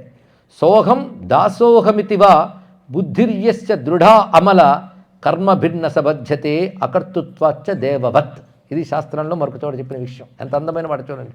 ఆలోచించాలి. ఇవి నిజంగా శ్రవణం తర్వాత మననం చేస్తే చెరకిచ్చేసాక చేతికి ఇంటికి వెళ్ళి తీసి చప్పరిస్తున్నది రుచిగా ఉంటుందండి. ఇక్కడ ఆ రుచిని ఆస్వాదించిన మననంలో ఉన్న రుచి అంతే. కానీ ఎంతో కష్టంగా పొలాలకు వెళ్ళి తీసుకెళ్ళి చెరకు తీసుకొచ్చి మా చేతికి ఇచ్చాడని మెచ్చుకుంటారు, అది ప్రవచనం. ఇంటికి తీసుకెళ్ళే చెరకుని జ్యూస్ తీసుకుని లేదా ఆ పిప్పి తీసుకుని తింటూ ఉంటే ఆస్వాదించడం మననం. ఈ రెండిట్లో వెళ్ళాలండి, రుచిలోకి వెళ్ళండి ఇక్కడ. కానీ చెరకు తీసి భలే అంటే సరిపోలేదు, రుచి చూడాలి ఇక్కడ. ఎంత అందమైన ఆలోచన చెప్తున్నాడు ఇక్కడ. సోహం దాసోహమితివా బుద్ధిర్యస్య దృఢ అమల. సోహమనో దాసోహమనో, అందుకు భావ శబ్దం వేసాడు ఇక్కడ. సోహమితివా దాసోహమితివా, సోహమనో దాసోహమనో, బుద్ధిది ఎవరికి దృఢంగా ఉంటుందో దాసభావమైన దృఢంగా పెట్టుకో. ఇక్కడ చర్చల స్థాయిలోనే దాసభావం గొప్పదా సోహంభావం గొప్పదా రెండూ నీకు కాదు పో అని చెప్పాలి. ఇక్కడ ఎవడికి బుద్ధి దృఢ అమలా, ఎవడికి బుద్ధి అమలా దృఢ, ఏం పదములండి ఇక్కడ. నిర్మలంగా దృఢంగా రెండు రకాలుగా ఉండాలి బుద్ధి, అంటే ప్యూర్ అండ్ స్ట్రాంగ్. దృఢ అమల ఈ రెండిట్లు ఉంటే రెండిట్లు ఎవడికైనా సరే కర్మభిర్నసబధ్యతే, వాడికి కర్మబంధము ఉండదు అని చెప్పింది శాస్త్రం ఇక్కడ. అందుకే దాసభక్తుని అవమానించరాదు, వాళ్ళకి కర్మబంధం ఉండదు, వాళ్ళు దేనికి దుఃఖపడరు. మీరు ఒక చక్కని భక్తుడిని చక్కని జ్ఞాని లైఫ్ స్టడీ చేయండి, రెండు పక్క పక్కన రాసుకోండి, ఇద్దరు ఒకేలా ఉంటారు. వీడు దేనికి బాధపడ్డు, ఎందుకంటే అంతా ఈశ్వర సంకల్పం, బాధ ఏమంటాడు ఇక్కడ. వాడా అంతా చేసుకున్న మిథ్య, దీనికి బాధపడక్కర్లేదు అంటాడు. ఇద్దరు ఒకేలా ఉంటారు. చూడండి ఇక్కడ పరిశీలించండి. ఇతరికి లౌకిక విషయాల మీద ఆసక్తి ఉండదు, భగవంతుడి మీద ఆసక్తితో. వాడు జ్ఞాని కనుక లౌకిక విషయాల మీద ఆసక్తి, ఇద్దరు ఒకేలా ఉండరు. చూడండి ఏమైనా తేడా ఉందా? వీడు అబద్ధాలు ఆడు, తప్పులు చేయడు, ఆవేశాలకు లోనుకాడు. ఎందుకు? పరమాత్మ ఉన్నాడు, భగవంతుడు ఉన్నాడు. వీడా ఇదంతా మిథ్య వ్యవహారం అని వదిలేస్తాడు. ఇద్దరు ఒకేలా ఉన్నారు, గమనించండి ఇక్కడ. కానీ దాసోహమనైనా సోహమనైనా ఎవడు దృఢంగా ఉంటాడో వాడు కర్మలు బంధించవు. కర్మలు బంధిస్తే జన్మలు. దాసభావంతో ఉన్నవాడు నేను కర్మ చేస్తున్నాను అనడు, ఎందుకంటే ఈశ్వరాధీనుడు వాడు. ఈశ్వరాధీనుడికి నేను చేస్తున్న కర్తృత్వ అహంకారం లేదు. ఒక ఆయన వెళ్ళాడు, దాసుడు గురువుగారు లేదా తన బాస్ డబ్బులన్నీ బ్యాంకు నుంచి తెస్తున్నాడు, తెస్తూ అంత డబ్బు తెస్తున్నాను మురిసిపోడు. అలాగే నాది కదా అని పారేయడు, నాది కాదు కదా అని పారేయడు. చాలా జాగ్రత్తగా తెస్తాడు, చాలా లెక్క ఇంకా జాగ్రత్తగా చూస్తాడు, తనదైన దానికంటే జాగ్రత్తగా చూస్తాడు, ఎందుకంటే ఈశ్వరాధీనం. భరతుడు పాదుకులు పెట్టి పట్టాభిషేకం చేస్తున్నాడు. ఎవరిది? రామపాదుకులు. తాను పాలించేదానికంటే బాగా పాలించేట. ఎందుకు అలా పాలించేవయ్యా అంటే, రాముడి పేరుతో చేస్తున్నాను కనుక నేను చేసే మంచి చెడ్డలు రాముడి పేరు పెట్టేస్తారు. మంచికి రాముడి పేరు పెట్టాలి కానీ చెడ్డకి రాముడి పేరు పెట్టకూడదు. అంటే నేను చెడు చేయకూడదు, నేను చేసిన దాన్ని బట్టి ఆయన పేరు ఇస్తాను, జాగ్రత్తగా ఉన్నాడు. అది ఈశ్వరాధీనంగా కర్మ ఎవడు చేస్తాడో వాడు చెడ్డ పని చెయ్యడు. తెలుసుకోండి, చెడ్డ పని చేయడు సరికదా, నేను చేస్తున్న అహంకారం ఉండదు, ఫలాకాంక్ష లేదు. ఇది తెలుసుకోవాల్సింది ఇక్కడ. ఆ విధంగా ఉంటాడు కనుక వాడికి అకర్తృత్వాచ్చ, వాడికి అకర్తృత్వమే ఏర్పడుతుంది అన్నాడు. కర్మ బంధించదు కనుక వాడు వీడు కూడా కర్మబంధం నుంచి ముక్తి పొందుతున్నాడు. కర్మబంధం నుంచి ముక్తి పొందితే ఏమంటారండి? దాన్ని మోక్షం అంటారు. రెండూ అదే చేస్తుందిగా, ఎందుకు గోల? ఎంత అందమైన సమయం. ఇదొక్కటి తెలుసుకుంటే హిందూ మతం క్షేమంగా బతుకుతుందండి. ఒక్కటి తెలుసుకోగలిగితే చాలు. రాముడినైనా కృష్ణుడినైనా శివుడినైనా అమ్మవారిని పూజించే వాళ్ళు ఈశ్వర భక్తులు. ఇంకా అయిపోయింది, వాళ్ళ వాళ్ళు కొట్టుకొనక్కర్లేదు, మొదట తీర్చేశారు. సగుణమైన సాకారమైన దాసభావమైన సోహంభావమైన వాడికి కర్మ బంధించి ముక్తి పొందుతాడు కనుక ఏ భావాన్ని ఏ మార్గాన్ని అక్కర్లేదు, తేలిపోయింది, హాయిగా మనశ్శాంతిగా బతికివచ్చు ప్రతివాడు కూడా. దీనికి మన శాంతిగా బతకనివ్వకుండా దానికో ఆచార్యుడు, దీనికో ఆచార్యుడు, దానికో స్కూలు, దీనికో స్కూలు, దానికో సిద్ధాంతం, దీనికో సిద్ధాంతం, దానికో యూనిఫారం, దానికో బ్యాడ్జీ, ఇంకా బయలుదేరతాడు. ఇంకా గోల పెట్టి ఏదో ఇప్పుడిప్పుడే ఇన్నాళ్ళు భౌతిక జీవితం తిరిగి ఆధ్యాత్మికత అంటే ఏంటో తెలుసుకోవాలని సరదాపడి అడుగుపెట్టేవాడికి అయోమయం ఇస్తున్నారు ఇక్కడ. ఇవాళ ఈ మాట జాగ్రత్తగా వినగలిగితే అయోమయాలను తెంచి పరిశీలించండి. మహానుభావుడు శాండిల్యుడు బృందావనంకి వస్తే కానీ తెగదు, ఏం చేస్తాం ఇక్కడ. అందమైన శ్లోకం, సోహం దాసోహం ఇతివా బుద్ధిర్యస్య దృఢ అమల కర్మ భిన్న సమధ్యతే అకర్తృత్వాచ్చ దేవవత్. ఒకసారి రామకృష్ణ పరమహంస వద్దకు ఒక ఆయన లేడు, ఏం చెప్తాడు తెలుసుకుందాం. పరమహంస గారు బిజీగా ఉన్నారంటే కాళీదేవి కూర్చుని ఎవడో చెప్పాడు సోహం సోహం సోహం అని కూడా కూర్చున్నాడు. ఇది ఒకటి కొత్తగా మొదలవుతున్నాయి, కొత్త కాళ్ళు. వచ్చారు పరమహంస, ముందు దాసోహం చెయ్యి, తర్వాత ఆలోచిద్దాం అన్నాడు. ఇక్కడ దాసోహం కాకపోతే సోహం ఎక్కడొస్తుంది అయ్యా అన్నాడు.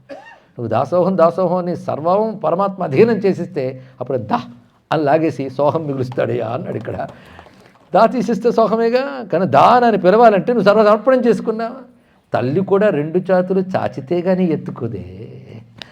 చేతులు వెనక్కి పెట్టి ఆడుకుంటూ అమ్మ ఎత్తుకో అంటే వస్తుందండి, పరిగెత్తుకుని ఆడుకుంటున్నాడు, వదిలేస్తుంది. ఆట పక్కన పెట్టి ఎత్తుకో అమ్మా అని రెండు చేతులు చాస్తే అప్పుడు ఎత్తుకుంటుంది. అది దాసోహం అండి. ఈశ్వరాధీనం అంటే అది అర్థం ఇక్కడ. అది చెప్తున్నాడు. ఉభయపదాం శాండిల్య శబ్దో శబ్ద ఉపపత్తిభ్యాం. ఈ మాటనే గీతలో మా స్వామి చెప్పాడు. జ్ఞానయజ్ఞేన చాప్యన్యే యజంతో మా ముపాసతే ఏకత్వేన పృథక్త్వేన బహుధా విశ్వతో ముఖం అని స్పష్టంగా రెండు ఆయన చెప్పాడు కదా. రెండు అవసరమే ఆయా స్థాయి భేదాలు బట్టి. అందుకు పరమాత్మని ఈశ్వరుడని ప్రేమగా ఆరాధించుకో. ఆయన్ని ఆశ్రయించాను, అదేం తప్పులేదు. పైగా రెండిటి విషయం తెలుసుకో. అయితే ఇక్కడ వైషమ్యాద్ అసిద్ధమితి చే న ప్రత్యభిజ్ఞావత వైశిష్ట్యాత్. వైషమ్యాత్ అసిద్ధమితి చే న ప్రత్యభిజ్ఞావత్ అవైశిష్ట్యాత్. ఇది సూత్రం అండి. ఇక్కడ దీని అర్థం ఏంటంటే, ఎలా కుదురుతుందయ్యా రెండు? జీవుడికి ఈశ్వరుడికి భేదం ఉందంటావా లేదంటావా నీ అభిప్రాయం? ఈ అభిప్రాయంతోనే, నా అభిప్రాయంతోనే పరమాత్మను ఆశ్రయిస్తే ముక్తి గ్యారంటీ అనేది నా అభిప్రాయం అని చెప్పాడు. ఇక్కడ రెండిట్లో ఏది అంటావు? మళ్ళీ అంటావేమో. అలాగంటే నాయన ఇక్కడ గమనించవలసింది ఏంటంటే, ఒకదానికొకటి పొసగదు అంటే భేదానికి అభేదానికి పొసగదు. అయితే భేదమైన ఉండాలి లేదా అభేదమైన ఉండాలి. రెండింటికి పొసగదు కదా, అదే వైషమ్యం అంటే అర్థం. ఆ పొసగని దాన్ని పట్టుకుంటే ఎలాగయ్యా అంటే ప్రత్యభిజ్ఞతో పొసగుతుందయ్యా అన్నాడు. ఇక్కడ ప్రత్యభిజ్ఞ అని వచ్చింది అంటే మళ్ళీ శుద్ధ అద్వైతంలో చూపిస్తున్నాడు అండి. ఇక్కడ అంటే తత్వత పరమాత్మ మనకు ఆత్మ, భేదం లేదు. అది ఎప్పుడు? నిన్ను జీవభావం నుంచి బయట పెట్టుకున్నాక. జీవభావం ఉన్నంతకాలం కుదరదు. జీవభావం అంటే అర్థం ఏంటి? దేహం నేను, నాకు సుఖదుఖాలు ఉన్నాయి, నేను మరణిస్తాను, నేను పుడతాను అనుకోవడమే జీవభావం. జీవభావం అంటే పెద్ద కష్టమేం లేదండి. కొంచెం జీవ అనే శబ్దం వింటే భయపడిపోతుంటారు, వేదాంతం మొదలెడతాడేమోనని. జీవుడు అంటే ఏమీ లేదు, మనందరం జీవులమే కాదా? దేహం నేను అనుకుంటున్న వాళ్ళందరూ జీవులే. దేహద్భి అంటే అది అర్థం. ఇక్కడ సుఖపడుతున్నాం, దుఃఖపడుతున్నాం, సుఖపడతామేమో అని ఆనందం, దుఃఖపడతామని భయం ఉందా లేదా? ఇది జీవభావం. అది ఉన్నంతకాలం భేదం ఉంటుంది. ఇక్కడ అంటే వ్యవహార దృష్టితో భేదం ఉంది, పరమార్థ దృష్టిలో లేదు. ఏమిటి? పరమార్థ దృష్టితో భేదం లేదు, వ్యవహార దృష్టి. అంతేకాని భేదం లేదని లేదు, వ్యవహార దృష్టిలో భేదం ఉంది. వ్యవహారం అంటే డే టు డే యాక్టివిటీస్, నిత్య జీవితంలో మనకు ఉంది ఆ భావం. ఏం చేస్తాం? ఎంత చెప్పినా నన్ను మాట అన్నాడు కోపం రాదు. ఎవరు నేను అందరూ అన్ని ఊళ్ళో వాళ్ళం వచ్చాం కదా, మా బెంగళూరు పేరు చెప్పేది లేదా అంటాడు. ఇక్కడ ఇప్పుడు బెంగళూరు అభిమానం వాడికి. ఇక్కడికి వచ్చినా వదలదు. ఇంకోటికి హైదరాబాద్ అభిమానం, ఇంకోటికి అమెరికా అభిమానం, చెప్పలేదా అని. అదే ప్రాంతాభిమానం అని అంటారు. ఇది జీవభావం అంటే అర్థమైంది కదా. ఇక్కడ కృష్ణుడితో ఏకం కాలేకపోతున్నాం, జీవభావం. అలా నేను పట్టి ఎన్ని లాగుతున్నాయి ఆలోచించి. ఇక్కడ నా పేరు అన్నాడా? ఒకవైపు నామరూపాభిమానం అనకూడదని, మరోవైపు నా పేరుని అంత అంటావా అంటాడు వాడు. ఇక్కడ నామంత అభిమానం, రూపంత అభిమానం, పదార్థాలతో అభిమానం అంత తేలిగ్గా బోవు. దీన్ని బట్టి ఈశ్వర పరమే చాలా బెటరు అనిపించింది, ఇంకా పరం కాలేదు బుద్ధి. చూసారా? కానీ వైషమ్యాత్ అనే మాటకు అర్థం ఏంటంటే, ఈశ్వరుడు అనేది కరెక్టే, అభేదం ఎప్పుడు చెప్తావు అంటే లక్షణయా అని ఒక మాట చెప్పారు. దానికి ఇక్కడ చెప్తూ ప్రత్యభిజ్ఞావత్ అన్నాడు. ప్రత్యభిజ్ఞ అని ప్రత్యభిజ్ఞాయతే స్వాత్మానం అంటారు కదా దేంట్లో దక్షిణామూర్తి స్తోత్రంలో. ప్రత్యభిజ్ఞ అంటే ఏమిటో కాదండి, నిన్న మనం చెప్పుకున్న ఒకానొక వృత్తాంతమే. ఆ ప్రత్యభిజ్ఞతో చూస్తే భేదం లేదని తెలుస్తుంది ఇక్కడ అన్నాడు. అదేమిటో రేపు తెలుసుకుందాం. సర్వం శ్రీకృష్ణ చరణారవిందార్పణమస్తు. రాధే కృష్ణ రాధే కృష్ణ రాధే కృష్ణ రాధే రాధే రాధే కృష్ణ రాధే కృష్ణ రాధే కృష్ణ రాధే రాధే రాధే కృష్ణ రాధే కృష్ణ రాధే కృష్ణ రాధే రాధే రాధే కృష్ణ రాధే కృష్ణ రాధే కృష్ణ రాధే రాధే రాధే కృష్ణ రాధే కృష్ణ రాధే కృష్ణ రాధే రాధే రాధే కృష్ణ రాధే కృష్ణ రాధే కృష్ణ రాధే రాధే రాధే శ్యామ్ రాధే శ్యామ్ రాధే శ్యామ్ రాధే శ్యామ్. నమః పార్వతీపతయే. హర హర మహాదేవ.